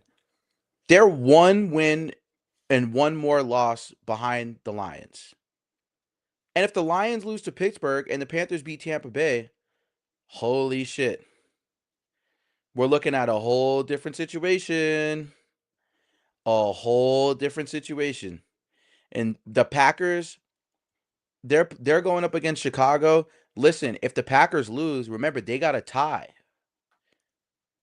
So that tie is going to keep them at least still in the hunt. And I think that this situation, the Eagles are going up against Washington. I don't see the Eagles losing this game. I don't care how you spin it. I don't see the Eagles losing this game. The Buccaneers, that's another situation they might drop. But the Seahawks are going up against the Rams again. It's odd, right? It's an odd, but the 49ers are going to find their way up. They're playing the Colts and a 44-year-old Phillip Rivers. So it's an odd situation, but I think with the way everyone else is playing right now with more heart, I don't see the Lions making a run, and I think they are in deep trouble, 1,000%. Speaking of teams in deep trouble, speaking of teams with more heart, the Seahawks played the Colts this week, 18-6. Now, this was an odd fucking game. Like, honestly, it was a really weird game. I honestly, still don't know how to feel about it in totality because I just don't. Well, I'll say one thing. I don't trust Sam Darnold, but I'll get into that once I'll let you guys go. But just to go over the stats just a tiny bit, we'll go over the offensive stats, and the matchup stats or whatever, just to keep it short. Phillip Rivers, 18 for 27, 120, a touchdown, an interception, a sack, and a 73.1 rating. Gross. Jonathan Taylor, 25 for 87. Another lethargic game. Amir Abdullah. No, not Amir. Fucking. Right? No, That's not Amir no, Abdullah. no, that's Amir Abdullah. That's Really? Amir Abdullah. Mm-hmm. Oh, okay. I thought Amir Abdullah played defense. What the fuck? No, he's running back. Really? Yeah. Oh, shit. Okay. I must be thinking of another Amir Abdullah then, baby. Because I feel like there's one that played corner or safety. Am I tweaking? I think so. No, there definitely is, but not like right now. No, he's the only Abdullah in the league. Okay. Yeah. 5 for 32. Amir Abdullah on the ground. Receiving, excuse me. Michael Pittman, 3 for 26. I mean, not much you can do when Phillip Rivers is your quarterback. Tyler Warren, 3 for 19. 1 for 16 for Alec Pierce. Yeah, tough game overall for the Colts. Not much to really say. I mean, the defense was obviously the saving grace. Cam Bynum, 7 total tackles, 7 solo. Jermaine Pratt, 10 total tackles, 5 solo, 1 tackle for a loss. Zach Franklin, 7 for 6 solo and 1 tackle for a loss. Just the typical Colts defense, doing what they're supposed to do. Not much to really say on the Colts end. To be quite honest with you, this is a team that's falling its way from grace just due to the fact that Daniel Jones, prayers up, rest up, is not doing too well in terms of injury recovery. Sam Darnold, 22 for 36, 271, no touchdowns, no interceptions, but a sack. I would have liked to see him score this game, but it's odd. Zach Charbonnet, 8 for 31. Kenneth Walker, 9 for 17. JSN, 7 for 113, doing what he does best. Rashid Shaheed, 5 for 74. Cooper Kupp, 5 for 46. AJ Barner, 3 for 27. And Sam Darnold with the fumble. Typical. And then, this is the craziest part. Jason Myers, 6 for 6. Mm-hmm.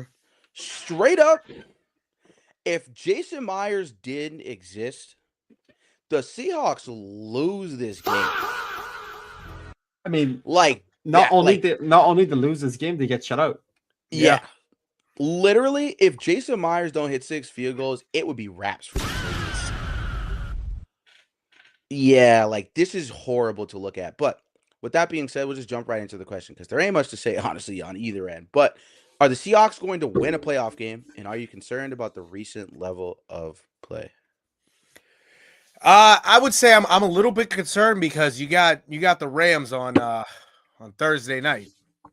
Tomorrow, might technically today now. Yeah, it's today now. Now thinking about it, so you got the Rams later today, and for the Seahawks' sake, they're lucky that the Rams are having issues with their plane. So there's a little bit of somewhat of an advantage. But I tell you, man, the Seahawks, I don't know what it is, but it almost seems as though like Sam Darnold, either he's thinking too much, or we've gotten to that part of the season where maybe he's getting a tad bit burnt out because now the last couple of weeks his plays kind of it's been okay, it's been serviceable, but it hasn't been you could tell that there's something a little off with Sam Darnold, and you got like for a team like the Seahawks where in this situation the quarterback play is very important. The quarterback has to be on his game literally like at least 90% of the time. Everybody else could step up, but you're the driving force. And when you can't really get JSN the ball, when you can't get guys like Rashid Shaheed going, and this was probably Rashid Shaheed's best game in a Seahawk uniform so far. You gotta be able to get your guys the ball. And I'm surprised that the Colts defense really gave the Seahawks offense fits. I really am, especially without Sauce Gardner. So it's kind of it's a little eye popping. It is, and I tell you, it's good thing that they have Jason Myers because like Amari said, they probably would have lost that game without him, and now you got to play the Saints later tonight. And the Rams, you mean? Oh, I said the Saints. Excuse me, the Rams. If it was the Saints, it would be an ass kicking like it was before. But the Rams, they do got to play the Rams, and that right there. I mean, what the Rams just did to the Lions and what the Rams have been doing all year. Good thing that there's no Devontae Adams, but Puka Nacua is gonna and company are gonna bring nightmares. So the Seahawks got to step up somewhere or another. Not only Puka, but what the fuck is his name? The tight end. Parkinson. AJ Barner. Oh, Parkinson. Oh no, I'm sorry. Cody Parkinson. Cody Parkinson. Yeah. He's been a clear red zone target for the Rams. I don't like that is if true. Devontae Adams out is him that dangerous guy now. Right. Sad, bro. I hope he didn't tear his hamstring. I hope so. Apparently didn't look good at all. So. Yeah, I hope he didn't tear his ham because he was playing injured. Mm-hmm. Yeah, this week, yeah. Yeah, so I hate to see that, but facts. But yeah, overall, Tyler, how do you feel? I mean, recently they haven't, the offense hasn't been as good as what it was like to start the year. Yeah. But I still think that they could probably win a playoff game. I know I pretty much said that for every time that you kind of ask that kind of question, but I do still believe in the Seahawks. I actually think that they're going to win later on today, and that would put them as the 1 seed. It'd be crazy. Sorry. Okay. I was hoping none of y'all noticed, but yeah. I did. But they would be the 1 seed. I think I'm pretty sure if they won, right? Yeah, that would be crazy. But yeah, yep. And like Nero said, luckily they don't have Devontae Adams. And now the Seahawks at 5, they would play the winner of the Buccaneers Panthers division. Mm-hmm. Yep. Yeah. So I think they would probably win against either one of those teams. To be honest. Probably. Absolutely. I do too. I think I'll be honest, I'm concerned about the recent level of play. And I think Sam Darnold would choke away the game. I don't know. I don't really know who the matchup would be just because, that playoff picture looks a little weird. But Sam Darnold is such a choke artist. And this past game, I mean, you can't put up no points, dude. Jason Myers saved your ass. I hope he bought him a car or dinner or something. Because Jason Myers is the sole reason why the Seahawks won this game. 6 field goals is crazy, gang. Is crazy, and you can't do that in the playoffs. You can't. So I don't think they win a playoff game, and I am concerned about the recent level of play. I don't trust Sam Darnold. He's a choke artist. But speaking of choke artists, Denver Broncos played the Packers. This is awesome. I love to see it. You know, I I I love Bo Nix. I picked the Broncos to win the division this year, so I'm in good shape. Now, I say choke artist because Jordan Love, you're a choke artist. You know, there's some guys out there, avid Packers fans. You know, they've been telling me all the time, "Oh, Jordan Love is this guy, that guy, and whatever the case may be." Well, that guy would have won this game, and the guy that everyone says isn't that guy put up 34 on his head. I'm just saying. It gets to a point where we start to look at these stats every week for Bo Nix. And how can you even deny this kid's talent at this point? I don't know why people do.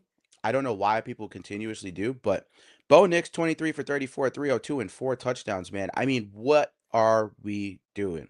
This guy's a franchise quarterback. And to be honest with you, out of all the seeds that are going in the playoffs, he might have the worst offensive supporting cast. Genuinely. You could say he has the best defense outside the Texans. But if you look at every other single team, the only team that I would say is remotely fucking close to his offense is the Patriots. Real shit. And which gives you a testament to how good Drake May and Bo Nix have been this season. Both 1 and 2 in their respective conferences with the least amount of offensive help. I know Bo Nix and Drake May don't have a Brian Thomas Jr. or they don't have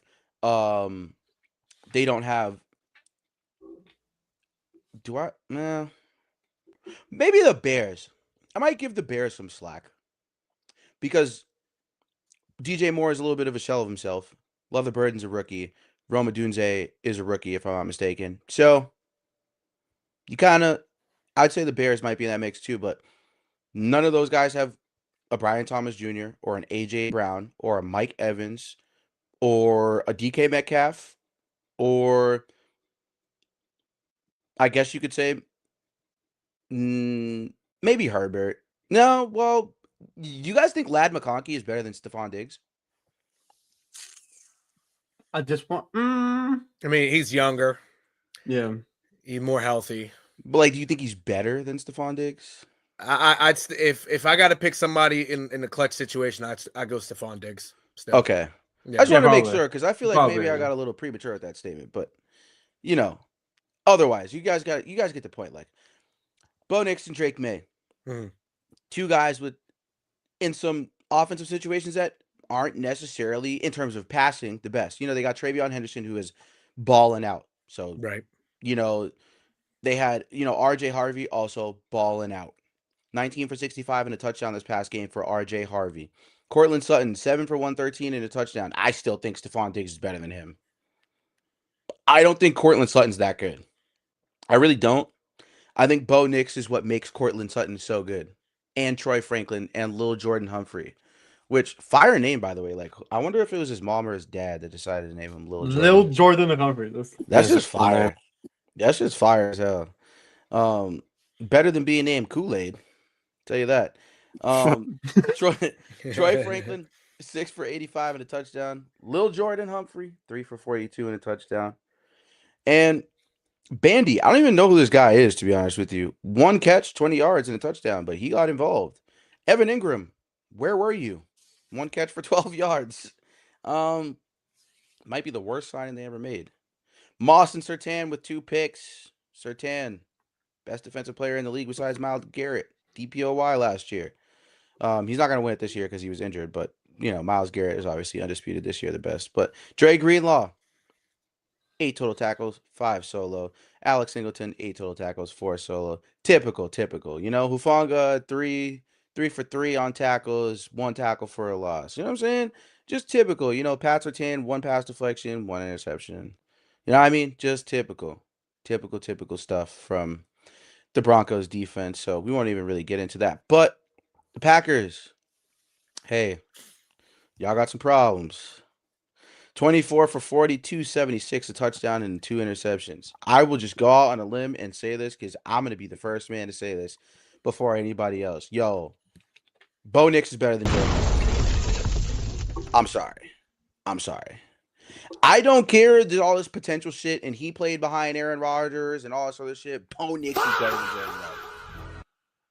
I'm just being dead honest. Like, I'm at the point where, like, I'm tired of, like, the Bo Nix slander. Like, I've really believed in him to get, once he got at least to a better position with a better coach in a better situation, he'd get there. Like, Jordan Love, bro, you're not beating the allegations at this point. You're not beating the allegations at this point, bro. Like, genuinely, you're a good quarterback. I'm not gonna sit here and shit on you. You're a good quarterback, but you are not better than Bo Nix. I'm sorry. It is what it is. And people are going to say, well, if only Jordan Love had Bo Nix's defense. Yeah, Jordan Love doesn't throw it to the defense unless it's the other team, clearly like he showed last week. So, Josh Jacobs, 12 for 73 and a touchdown. You're lucky you have that man on your team. Relish in it. Embrace it because he's not getting any younger. Matthew Golden, 3 for 55. Jaden Reed, 5 for 55. Luke Musgrave, 4 for 52. Romeo Dobbs, 2 for 36. Christian Watson, 3 for 29 before he got hurt. Now Christian Watson is probably out for the rest of the season at this point. He's probably limited in practice. He's limited in practice? Oh, so he did make it to practice. So it wasn't that severe as they made it to seem. No, it came out Monday. It came out Monday that it was not this. They avoided a major injury. Okay. Josh Jacobs, 2 for 19 and a touchdown receiving. When he's the only one that gets a receiving touchdown, like, I don't know what you can say whatever you want. You still scored 26 points on literally a top 3 defense in the league. Like, what? I'm not making excuses for Jordan Love no more. Like, I can't do it. And, Quay Walker, 9 total tackles, 3 solo, 1 tackle for a loss. Edgerrin Cooper, 7 total tackles, 7 solo, 2 for a loss, and a pass deflection. Xavier McKinney, 7 total tackles, 6 solo, 3 pass deflections, bro. McKinney's been balling all year, honestly, all year. McKinney's been playing crazy. But, Micah Parsons, before he got hurt, unfortunately, he is out for the rest of the year with a torn ACL. 2 total tackles, 1 solo, and a pass deflection. It's unfortunate because he's going to have to get paid, too.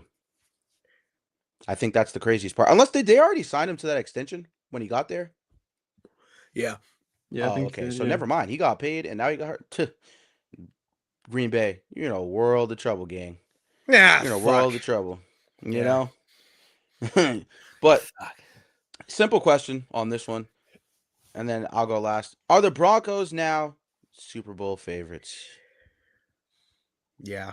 I think you have to put them up there. Yep. I will Easy say answer this across the board. Yeah, easy answer, but also it's kind of funny. The last time they played is does anybody remember where they played the last Super Bowl they played in? Where it was at? Was it? Okay. San Francisco. San Francisco. Yeah. And where is it at this year? San Francisco. Oh shit! Who would have thought? Oh shit! I didn't even think of that till you just said that. Yeah. So only thing is I don't know if the Panthers are gonna get back there. That's the only thing. But yeah, they should. They should. But no, honestly, in all seriousness, no, that's a Super Bowl team right there. And honestly, with Pat Surtain getting his first pick of the year against Jordan Love, I don't know. I feel like Pat Surtain, now that he's back healthy, he might go on a little bit of a run. I wouldn't be surprised within the next 3 weeks he has another pick or two, just to add to his stats. But yeah, no, that defense is tough. That defense is tough, no cap. Absolutely. I just saw my face. I'm fucking locked into something else. I'm going. My face pop up. Well, yeah. It's just, like I said earlier, they're on like, what's the win streak, like 10? So like 11. 11. Yeah. So yeah. At this point, it's going to be hard to stop them. It's just find a way to just win games everywhere, like any other way or like any way they can, and just it's gonna be hard to stop them. Regular season or playoffs, I should say. Yeah, I think they're favorites. And then even though they don't have like any, like any star receiver, any weapon for Bo Nix, he does a good job of getting like all the guys involved to at least having like he gets everybody involved a little bit. Everybody gets there. Like you're not gonna see Cortland Sutton go and have 100 yards or Marvin Mims have like 80. You know what I mean? Like that's not gonna happen every single Sunday. But we seen Bandy. Like who is that? He had a touchdown. Troy Franklin. He'll have games every now and then. Sometimes it's Sutton. Harvey's been really good. I think he has like 4 touchdowns over his last 3 games. Yep. So he's stepping up now. So yeah, I mean, if he can, if Bo Nix can, he played really good against a really good defense this week. So if he can continue to get all of his guys more involved, doesn't have to just be one guy. I think that sets them up because they're for a deep playoff run because their defense is already good. We already know how good their defense is. So it's a really up to the offense, and I think that Bo Nix is capable of taking that team far. Absolutely. 1,000%. But if they somehow only make it, maybe it's like the divisional round, I think we maybe should, have talks in the offseason about maybe them going out and getting like a star wide receiver 1 for Bo Nix. And maybe have Sutton or switch to maybe like that wide receiver 2. You know what I mean? Justin Jefferson. Mm-hmm. That's what I just thought of. That would be perfect for them. I don't know Think why. about it this way too, right? Think about it this way too quickly before I let Ben go. If the Vikings are out, right? Yes. So no matter officially what, out. I don't see. We're gonna get into the next segment, so I don't want to go too crazy. But no matter what, the Broncos are going to be in the sweepstakes for him and or AJ Brown, depending on how both of those situations go for the rest of the season. And Justin Jefferson now has been with Sam Darnold, who now he's looking at and saying we should have never gotten rid of him. He's probably looking at the situation like we never should have got rid of this guy. Daniel Jones, he's looking at that situation over there. He's probably saying we never should have gotten rid of Daniel Jones. He got stuck with J.J. McCarthy, and he has no control over that. I think now that he has control over the situation, he's probably not going to want to play for Minnesota. I wouldn't be surprised if the Broncos are the first team in the mix, no matter what let's say they lose in the first game they play, or let's say they go all the way to the Super Bowl. No matter what, that's a team they're going to eyeball. Yep. 100%. So I will say the Broncos are Super Bowl favorites. To be real, they're the team best equipped to play defensively well against the Rams. Easily. Yeah. Or you could say Houston, but I'm not sure Houston's offense would keep up with the Rams. That's the only problem. Oh, the Broncos. I think the way Bo Nix is playing 10 times better than CJ Stroud, he's more equipped to go up against the Rams and just keep putting up points because no matter what, he's putting up points every week.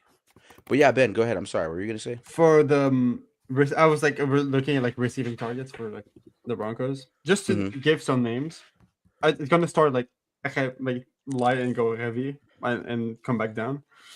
Calvin Ridley, DJ Moore, AJ Brown, Jalen Waddle, Chris Olave, Christian Kirk, Rashad Bateman, Brian Thomas Jr., Rashid Shaheed, Van Jefferson, Jalen Ayat, and Adonai Mitchell. Wait, but they're all free agents? No, I looked up for trade targets. I feel like Justin Jefferson clears everybody on that list. Yeah, he is. No, I do agree. I don't know why he's not on that list though. No, exactly. Like I will say though, Jalen Waddle's not a bad idea. Jalen Waddle's not a bad idea. Yeah. No. Yeah. But the one guy I was thinking originally is Brian Thomas Jr. Oh no, they're not. No, he's too young. But I don't think that's happening. Yeah, no, he's their future. Yeah. But I don't think that. He's their future wide receiver. You said Justin Jefferson. I'm like, it was like Brian Thomas Jr. is not happening.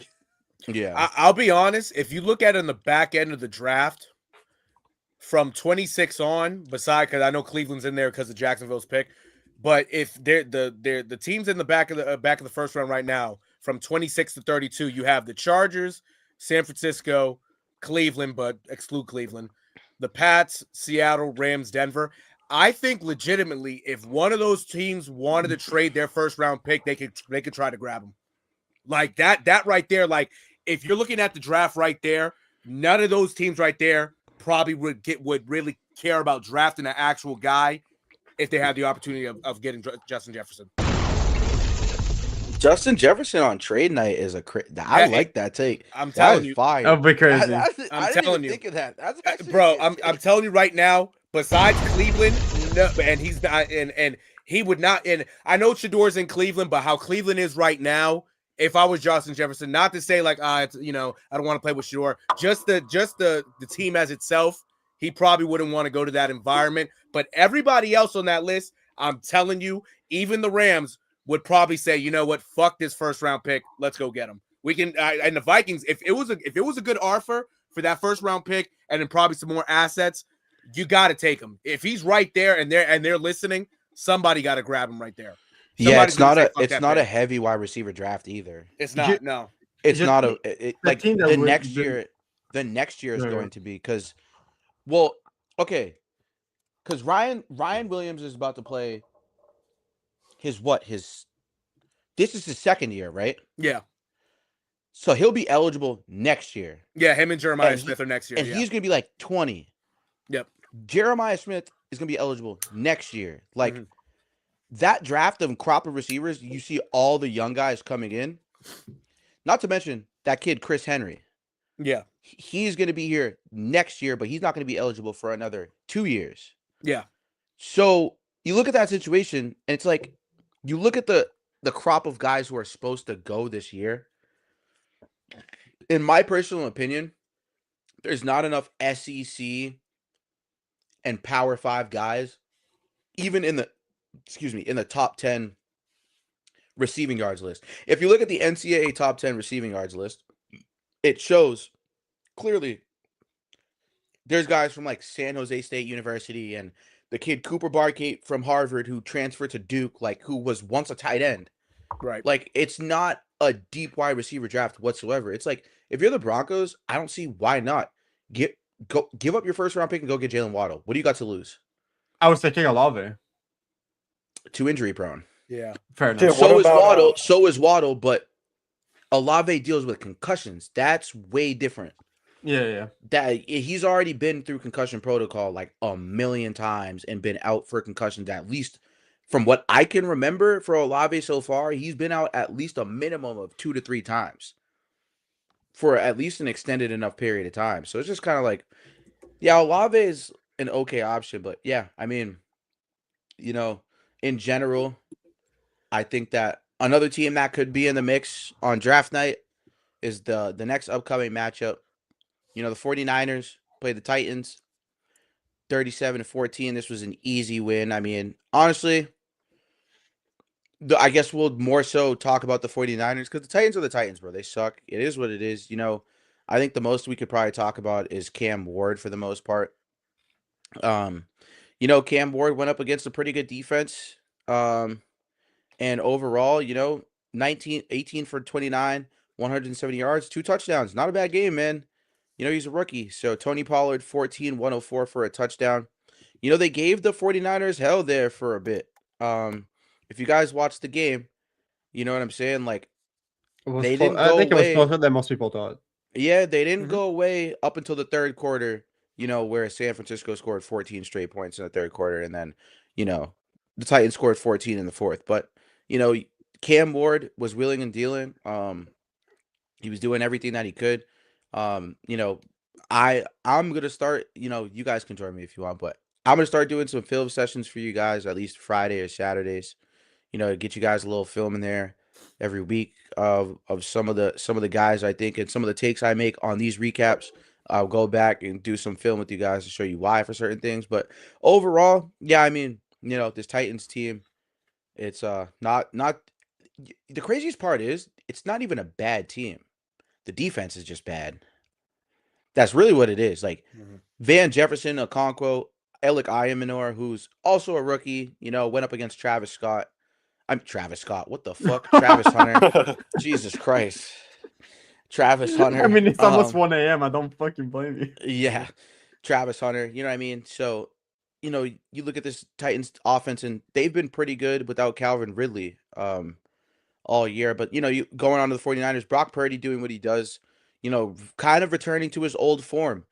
23 for 30, 295, 3 touchdowns, 2 sacks, 140.3 rating, which I think is the highest rating so far all week of this past week of any quarterback, 140.3. Christian McCaffrey, 22 for 73 and a touchdown on the ground. Ricky Pearsall, 6 for 96. George Kittle doing what George Kittle does best, 8 for 88 and a touchdown. Jawan Jennings, 3 for 37 and 2 touchdowns. And McCaffrey wasn't really involved on the passing game, 1 for 14, but you don't really need to involve him too crazy in the pass game against the Titans team. Just have him run the ball, open it up so Brock Purdy can go crazy. Brock Purdy did have a fumble. Mike Mustafa, 10 tackles, 6 solo. Typical, Diamador Lenoir, 4 and a solo. But yeah, I mean, for the most part, this was obviously a 49ers route. Not much to say too much when it comes to the Titans every single week. But I do want to pose a question to you guys. It's interesting. Like, I'm not really sure how I feel, but is the 49ers sneaky season an indication they're back as contenders? I'm honestly not sure because I feel like because it's similar to the Patriots, right? When it's the lower competition, you should be able to beat these teams, right? Mm-hmm. I honestly just feel as though like whoever they get in the playoffs, not to say they're gonna get smacked, but I haven't seen the 49ers really do it to like some of the upper echelon teams. Like, I mean, think about it. They lost to the Jags early in the year. You know what I'm saying?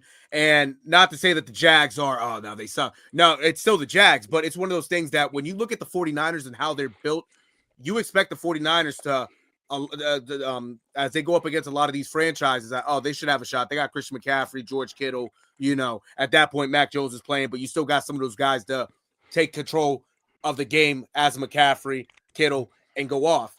But I feel as though like with injuries and things, like it kind of took a toll a little bit on the year in terms of losing some of these games. Now they're back healthy. A lot of these guys are healthy. Ricky Pearsall's healthy. George Kittle had arguably his best game of the year. Pearsall is not really healthy, but it's been he really got hurt injured again. this year. Yeah, he got hurt. Yeah, he did. Yeah, he did. So, but I think he's fine though. But yeah, yeah. So that's kind of it's iffy on him. But everybody else, I mean, even with McCaffrey, Kittle, like you got your big name guys. Like I feel as though like I something's kind of just telling me like I don't know if they're gonna win their first round game. I don't. Depending on who they get though. They would be playing the Eagles. Oof. Okay. Yeah. See, that's why I posed the question because as of today, that's why I think I posed the question because it's I'll let you guys go, but no, honestly, I mean they have a shot. They definitely have a shot. I just it's just tough because what Eagles are they going to get? That's the thing. Are they going to get the Eagles that don't like what the hell are they doing on offense? Or are you going to get the Eagles that somehow put it together? It's like, okay, look, it's kind of, that's similar to the Eagles of last year. Like, right. You kind of just have to go kind of take it game by game. Like, do I think they can win that game? I do. It's just it's really how both teams are going to come out. But I mean, if they're going on the road, I can see them pulling off an upset. I do. I just hope everybody's healthy. Absolutely. It all depends. Like in North, it all depends on the version of the Eagles. The Eagles haven't been that good recently, and I think the 49ers have been getting better as the season has gone on. So it's going to be like an interesting matchup. And I think a upset can happen, even though the 49ers, the 49ers have the better record. Technically, would be upset because they're the 6th ranked. But yeah, if this is a playoff matchup, I think the Super Bowl champs are out first round. The thing with me is like, it's impressive that they are 10-4 because of how many injuries they've had. But kind of like what Nero said, they have had a pretty easy schedule this year, and when they've played against the good teams, they've came up short, like against the Jags, against the Texans, the Rams, and they even lost to Tampa. So it's like, I don't know. It's impressive that they're 10-4 because of all the injuries, but at the same time, they're winning all the games that they should. But if they want to be considered contenders, I feel like they're going to have to be able to beat those teams that I mentioned that they lost to this year. Indeed. So if they play the Eagles, it's once again, it's like Nero said, what type of Eagles are they going to get? Are they going to get the Eagles that scored 31 points and shut out the Raiders?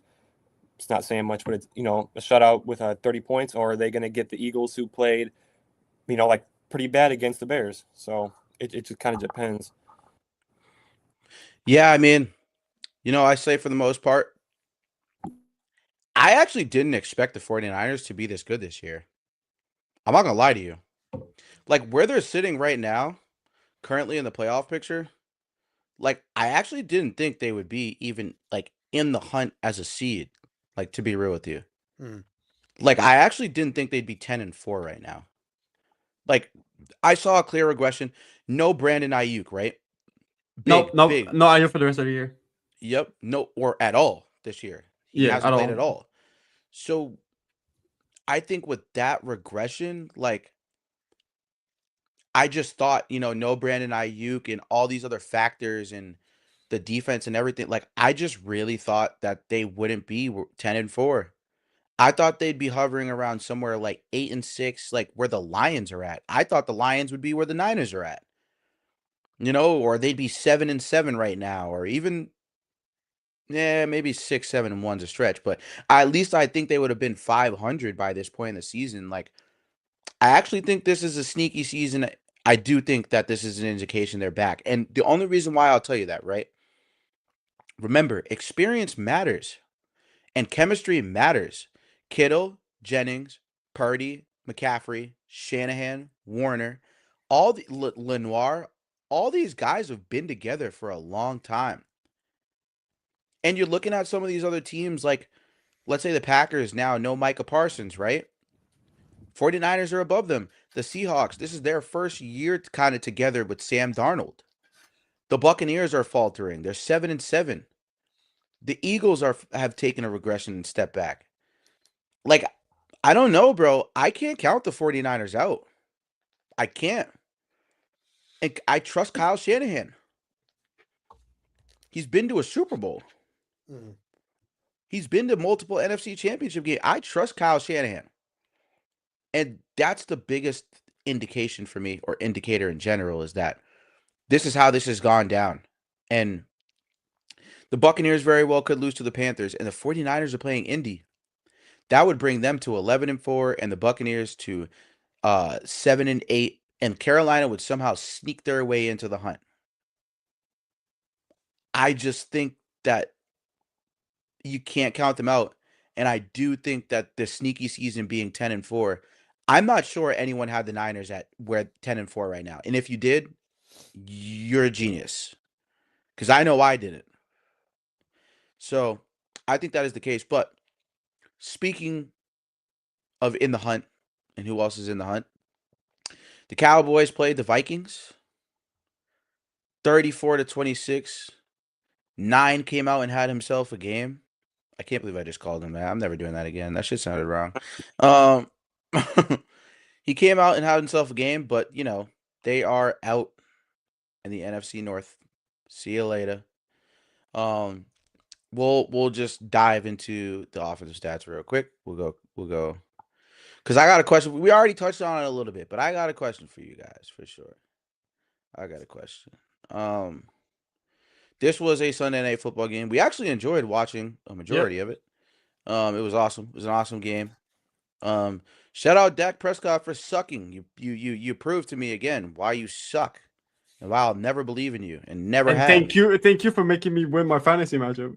Yep, shout out, yo, clap it up for Dak Prescott real quick.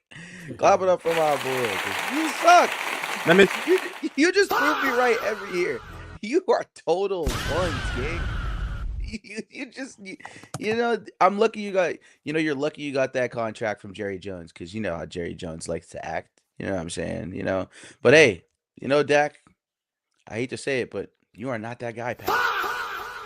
You are not that guy, pal. You're not that guy. 15 for 24, 250. I'm going to add that as a sound in here tomorrow. 15 for 24, 250, 2 touchdowns and an interception for J.J. McCarthy. You know what? I got to clap it up for bro, because he's been getting a lot of hate. They made this man a meme, photoshopping niggas on his face and shit. Like, I can't lie. That shit is funny. That shit is funny. It's the picture of him making that fucking face in the locker room. Yo, that shit is and so I think funny. every quarterback in the league has passed this. Oh, easily. Easily. I've seen Weber, I've seen Lamar, I've seen Burrow, I've seen everyone. But yeah, I mean, the run game sucked. 12 for 34 for Aaron Jones, 10 for 29 for Jordan Mason. Shout out Jordan Mason. I dropped you in my other league before playoffs because you're complete fucking garbage. Jordan Addison, 2 for 66. TJ Hawkinson, 4 for 66. Jalen Naylor, 3 for 47, and 2 touchdowns. Shout out Jalen Naylor, man. I've always kind of believed in him. Like, I always thought he'd be a very good complimentary wide receiver. Nothing crazy, not like a wide receiver number 2 bona fide, like a Jamison Williams or like a George Pickens. You know what I mean? Like, I thought he'd be like a very, very good wide receiver number 3. Get a guy to move the sticks, do what he has to do. But Justin Jefferson, 2 for 22 on 8 targets. Brother. Get the fuck out of Minnesota. Get out. Yeah, get out of there. Get out of there, bro. You got to get out of there. I'm sorry. I don't even know if it's coaching or JJ McCarthy at this point. I can't even tell. But Dak Prescott. Shout out Dak Prescott. You fucking suck. 23 for 38, 294, 0 touchdowns, 0 interceptions. You know what? I'll give you that, bro. I'll give you the 0 interceptions. That's cool. But 2 sacks, brother. Couldn't even throw a touchdown. Javonte Williams carried your ass again. Another carry week by Javonte Williams. 15 for 91 and a touchdown. Not really much else to say on the end of rushing. Then you have, wait, what the fuck? Brandon Aubrey, 1 for 6? When did I miss? Oh, because he had a fake yeah. field goal. Oh, I'm like, yo, what? Yo, I was mad confused. Dallas receiving 6 for 111. Yo, George Pickens, bro. You want that contract, brother? You're not getting it. You're not getting it. After these last couple of weeks, brother, you is screwed. 3 for 33 on 6 targets. Yeah, brother, it's clips for you. It's clips.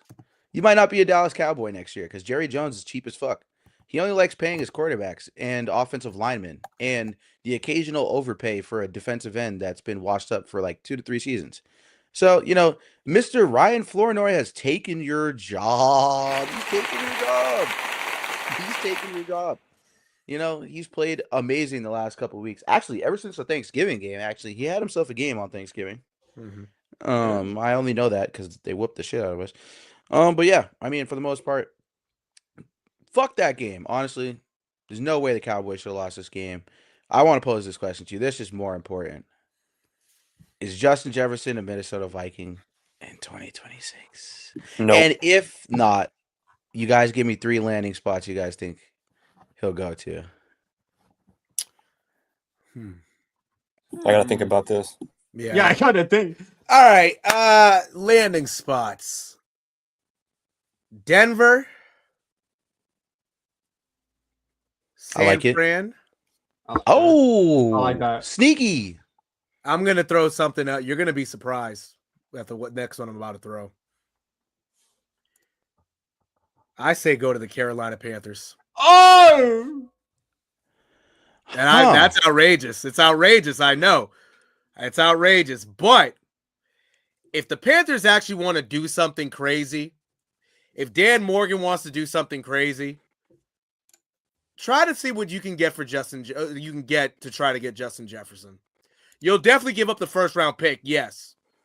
But if I were them, if you could get Justin Jefferson for Derek Brown, that might be one of the selling points. If you wanted to add a player in there, yeah, it might.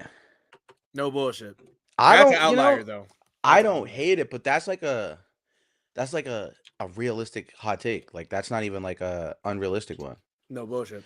But I just don't. It all depends on the Panthers this season. Mm-hmm. Ben, I gotta think about this shit. Go to Tyler. I gotta think about. By the way, there's a team that I didn't say because I want somebody else to say it. I just wanted to throw that outlier. They might be my number. They're gonna be my number 1 choice. You already know. Yeah. So I have a question really quick. Do you want me to be like realistic about this? Like when I say the 3 teams? Yeah, you could give me like realistic ones, and then you can give me some ones that you want him to go to. Okay. So I think the Broncos is probably number 1. Mm. I really want to. I think it would be really cool to see him go to the Patriots, bro. Oh, definitely. Yep. But that's why I didn't say it. Somebody else is gonna say it. Hell yeah. They're number 1 on my list. Is that possible? Like the Patriots don't have a lot of money, do they? Or can they trade for him or whatever? No, they could. They do have a. No, they do have a- could. yeah, they got money, They and could. also Okay. that first round pick. That first round pick's going to be late. Okay. So yeah. Then I'm Yeah. thinking of a different team. Okay. So if the Patriots, I think that would be a great fit next to Drake May. Mhm. Because I think if he's going to go anywhere, it's going to be to a good team. He's not going to go to no mediocre team. Mhm. Carolina is a good option too. Even I was going to say Jacksonville, but I don't know. Maybe. No, with BTJ and Myers, that's not happening. Right, yeah, and then they got Mm. Travis Hunter still too. Yeah. But I would say New England, Broncos, and I don't know. I don't know about the third one. Carolina was cool though. Maybe Buffalo. I don't know. Yeah, I had them.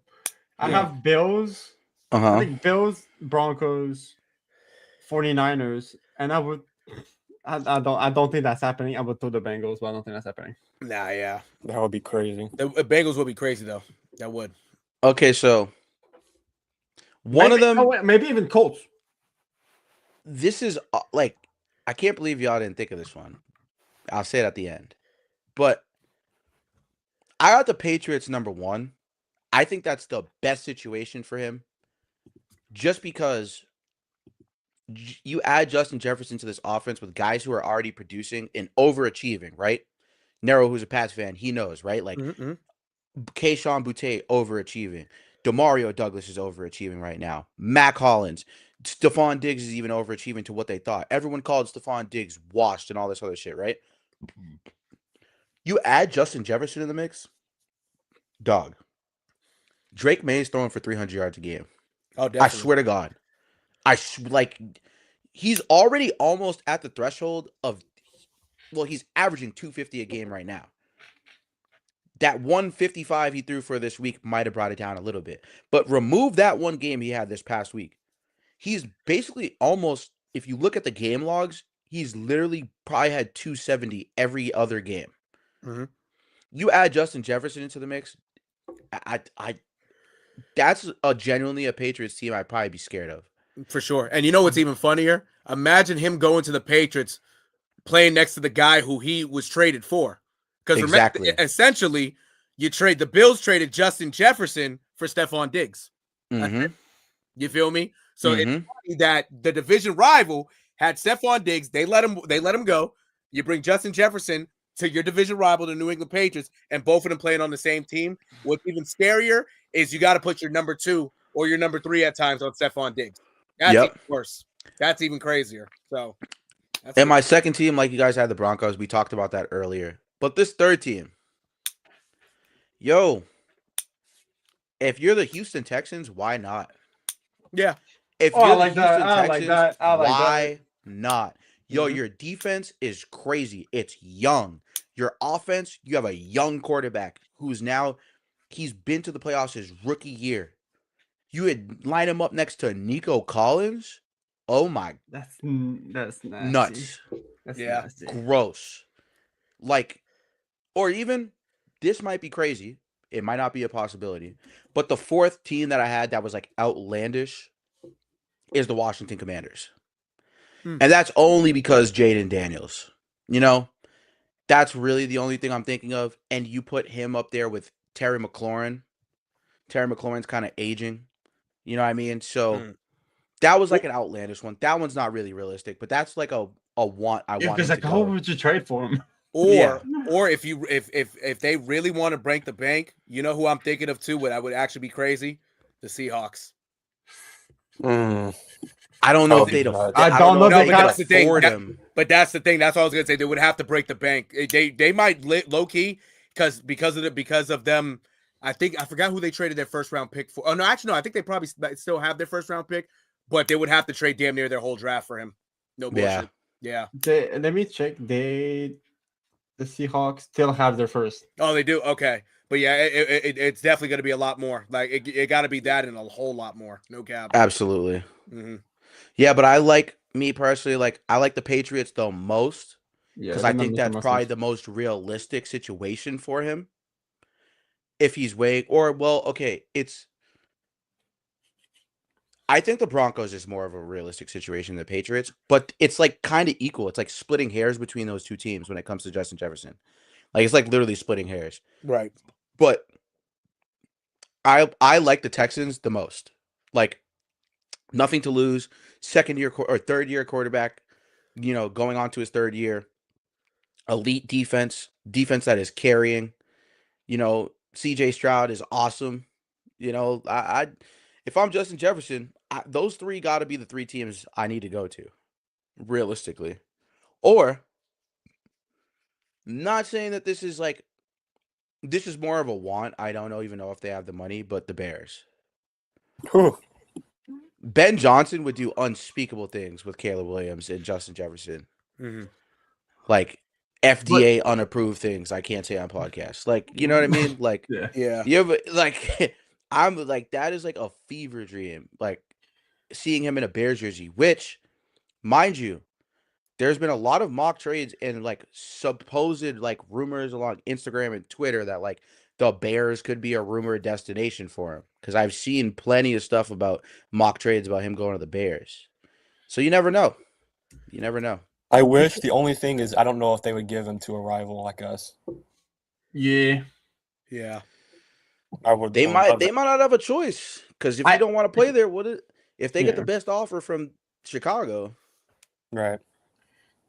what are they gonna do? They're gonna say no. What? No. So what? Like I'm looking up like trade destinations, like rumors, whatever. Not rumors, but like speculations. Not even speculations. I'm just looking for. It's just like mock, like where it would fit as a destination. Mm-hmm. The Bills, the Broncos, the Pats, like we said. I saw the Ravens on there. I don't know how we would fucking fit him in, but whatever. Oh no, that could work. That could work, but I just don't know how we would trade for him. You just would have to trade you would have to trade your first round pick and probably Likely. Nah, maybe even Zay Flowers. No.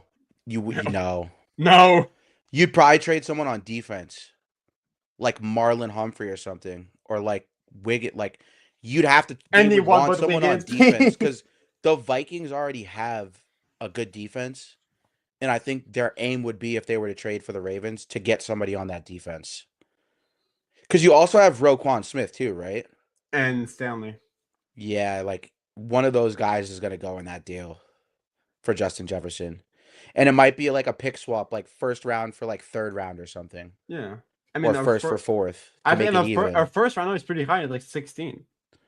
And if the Ravens are smart, they would do that, because if it's a 16th pick, you're not getting a replacement for Justin Jefferson at 16 in this draft. So that's the funny thing about this year. The reason why it's to say there's going to be a lot of trade ups is because there's going to be a lot of guys outside the lottery and some of that stuff that, they're going to be worth trading. Real shit. So last game, let's get into it. And the last team I have was the 49ers. So okay. I don't even hate that. Like because right now, yeah, I mean that's really realistic though. The 49ers, you might have to trade someone on defense though, but other than that, the 49ers make sense because they have Jennings and Bourne are free agents. Ayuk got his 2026 guaranteed voided, so it's unlikely to return. So that leaves San Francisco with Purcell and DeMarcus Robinson as the top two receivers. Yeah, but Justin Jefferson's still under contract. They wouldn't be able to, like, they could pay for him and extend him, but like, no, that's not what I'm saying. Like right now, the only receivers under contract for next year are Ricky Purcell and DeMarcus Robinson. Oh, okay. Yeah, I mean, why not? YOLO. Yeah. But I wouldn't this shitty ass game. Steelers 28, Dolphins 15. We're gonna get right into the question. Just because there's some stuff that happened with Miami. Mm-hmm. Tua gets benched. What does his future look like in Miami, or will he be gone next season? And what does Tyreek Hill's future look like? Yeah, well, I think Tyreek's gone. I think they've had enough with him. I think also, like, I feel as though, like, in order to get back to at least a positive outlook on the team, I think the domino, it starts with Tyreek, and then we see what happens with Tua. I don't think Tyreek's going to be on the team next year. I don't. That's one. But for Tua, he might as well. All those concussions fucked him up, because you look at him now, he looks like fucking shell of himself. Yeah, he looks like fucking Ryan Leaf before he went to jail. Yeah, type shit. You feel me? Like after jail, Ryan Leaf's a different person. You feel me? Right. Now, Ryan Leaf before jail, I don't even know who he was. I don't even know how he was a second overall pick. Like, you feel me? Like Oh man, like I'm trying to think of something funny. You know what? Tua reminds me of Anthony Rendon. That's who he reminds me of. That's to be funny. I'm not even gonna call him Tua anymore. I'm gonna call him Anthony Rendon. So do I? What's funny is Brando is like close to retiring as well. Exactly. That's why I said it. Exactly. Anthony Yeah. Rendon. Happy trails to both of the Anthony Rendons. Yeah, yeah, that's mad funny. Yo, that's actually funny. So considering all the shit that came out about Rendon too, like it's like almost like dead ass a similar situation. Exactly. That's actually funny as hell. Yeah. Yo, It's just but Rendon is in his 30s. Exactly. And Tua Tua may like as well. playing like in his fucking Tua's 30s. brain power is in his 30s. Might even be I in his mean, 40s. true. Good point. You know, like, like He's at 1 HP. yeah, right, exactly. Next year he's done. Bye. Yeah, Exactly. if real shit. That's pretty much what they said. Like he takes one more crazy hit, he's done. Right. Like, he's cooked. I think that makes sense. Why he's getting the third QB treatment? Yeah. Because he sucks. He's not good. I didn't say otherwise. Listen.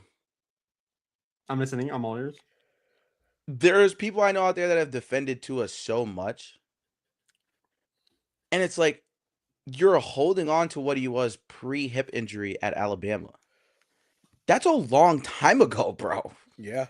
That's a long time ago to be holding on to that nostalgia and that type of thinking when it comes to Tua Tagovailoa. Like, I never thought the arm strength was there. I never thought the anticipation throws were there. He reminds me a lot of Jalen Hurts, bro. He really does.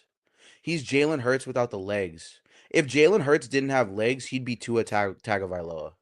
Real shit. Someone do a Photoshop of both of them right now. You know what I'm saying? Like I believed in Jalen Hurts because of his ability to use his legs. I think with Tua, I've never really believed in him because I just never thought he'd be able to get past his first read often enough. Yeah, and everyone's gonna sit here and say he had a 44,000-yard season. I don't give a shit. There's plenty of other guys. Jameis Winston had a 30 touchdown, 30 interception, 5,000-yard season. No one cares. You came to Miami to be the franchise quarterback and win. You didn't get, and so did Jameis Winston, but at least Jameis Winston put up a 5,000-yard, 30-touchdown season. Whatever you want to say about the 30 picks is fine. But remember, he was playing literally blind that season with no contacts or glasses and needed them. And threw for 5,030. A blind man threw for 5,000 before you threw for 5,000. Like, I'm just saying. I'm just saying. A blind man beat you in his best season and you couldn't even throw for 5,000. That's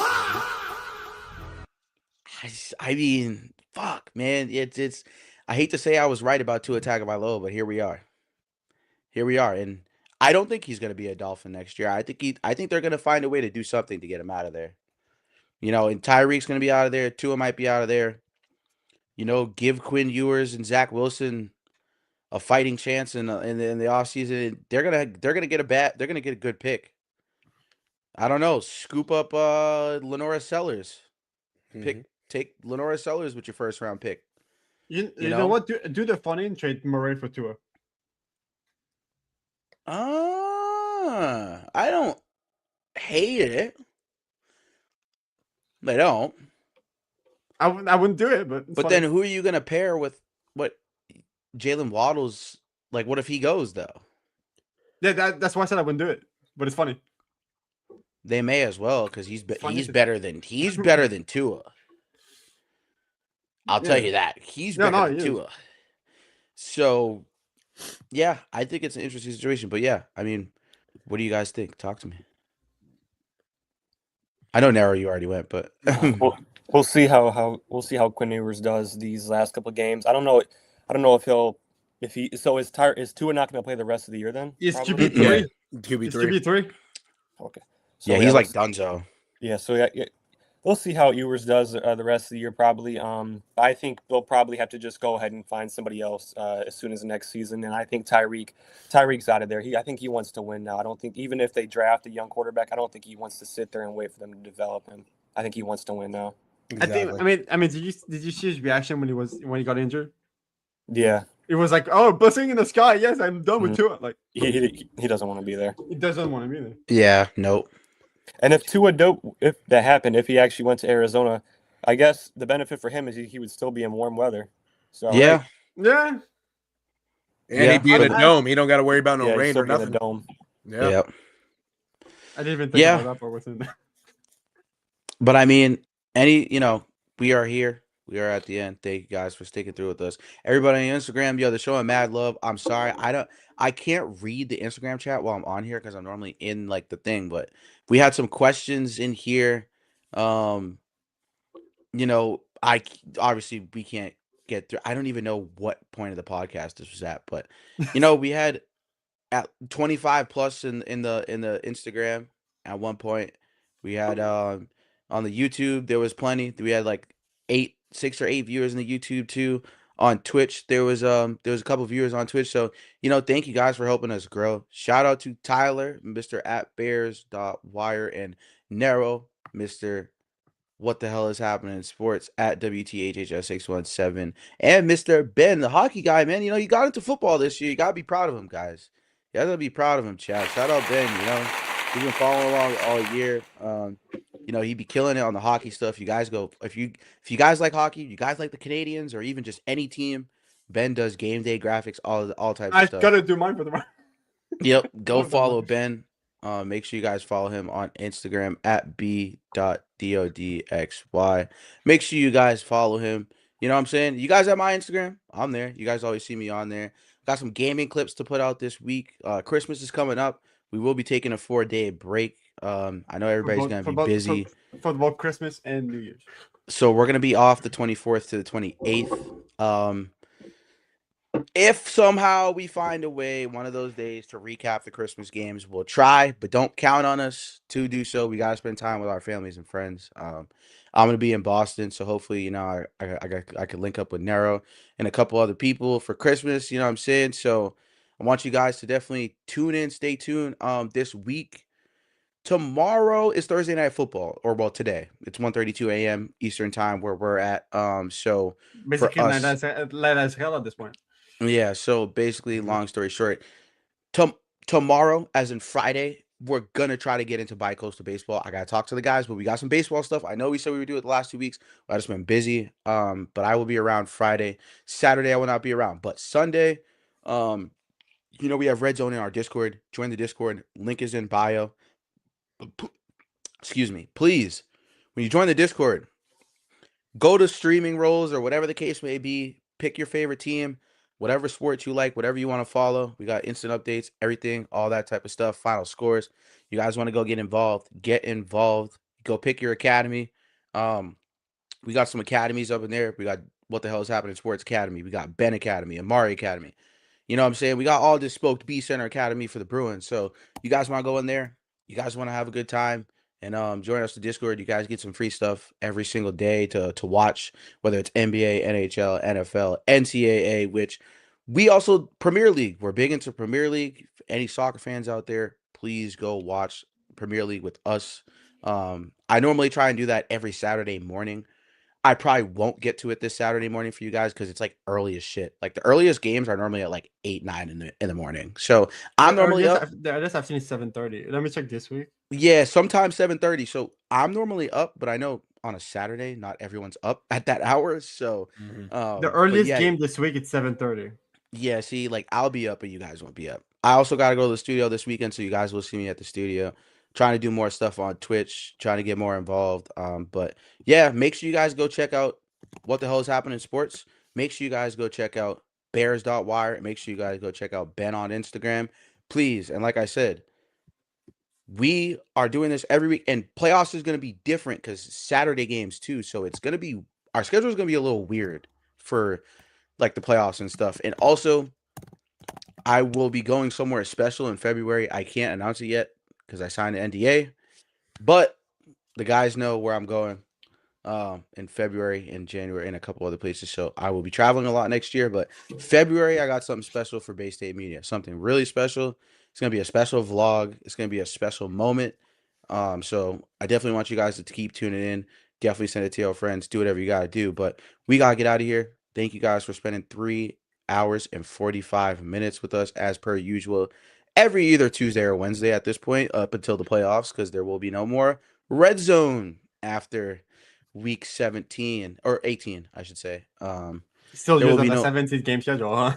yeah, there will be no more Red Zone. But shout out to you guys every week. We've been in here every single fucking week, yo. Like honestly, that's just kind of crazy. We've been in here every week, like every week doing a recap. We stopped doing the previews because I felt like it was didn't getting make redundant. sense. Yeah, it was getting redundant. I just felt like it didn't make sense. Doing the recaps was a lot better. Getting everyone's personal opinions, coming up with some questions for you guys. You guys can follow along. So shout out you guys. Thank you guys for tuning in. And we are out of here. Hey, a lot of work put into this moment. A lot of work. Remember one thing today. You're not alone. You got 10 dudes around you that are going to lay it on the line for you. Do the same for them. Dominate on 3, 1, 2, 3. Let's go. Driving out of states, I'm crossing interstates. You know that I don't play. I'ma take you on a date. Yeah, I'm the 40 guys, so never switching. Ready to go. I know this from the heart, cause you know that I'm a star. And it's all came from the heart. You were here when it was hard. I told the world I'm Hey, gotta love this, man. Get to go out there and play some football, man. Have some fun, play for each other, or each other for the man next to you. Hey, 60 minutes, play for one another. Hey, man, this is a hell of an opportunity. What you willing to lay on the line? Ask yourself that. Finish, grind, take a deep breath, and have some fun. Okay?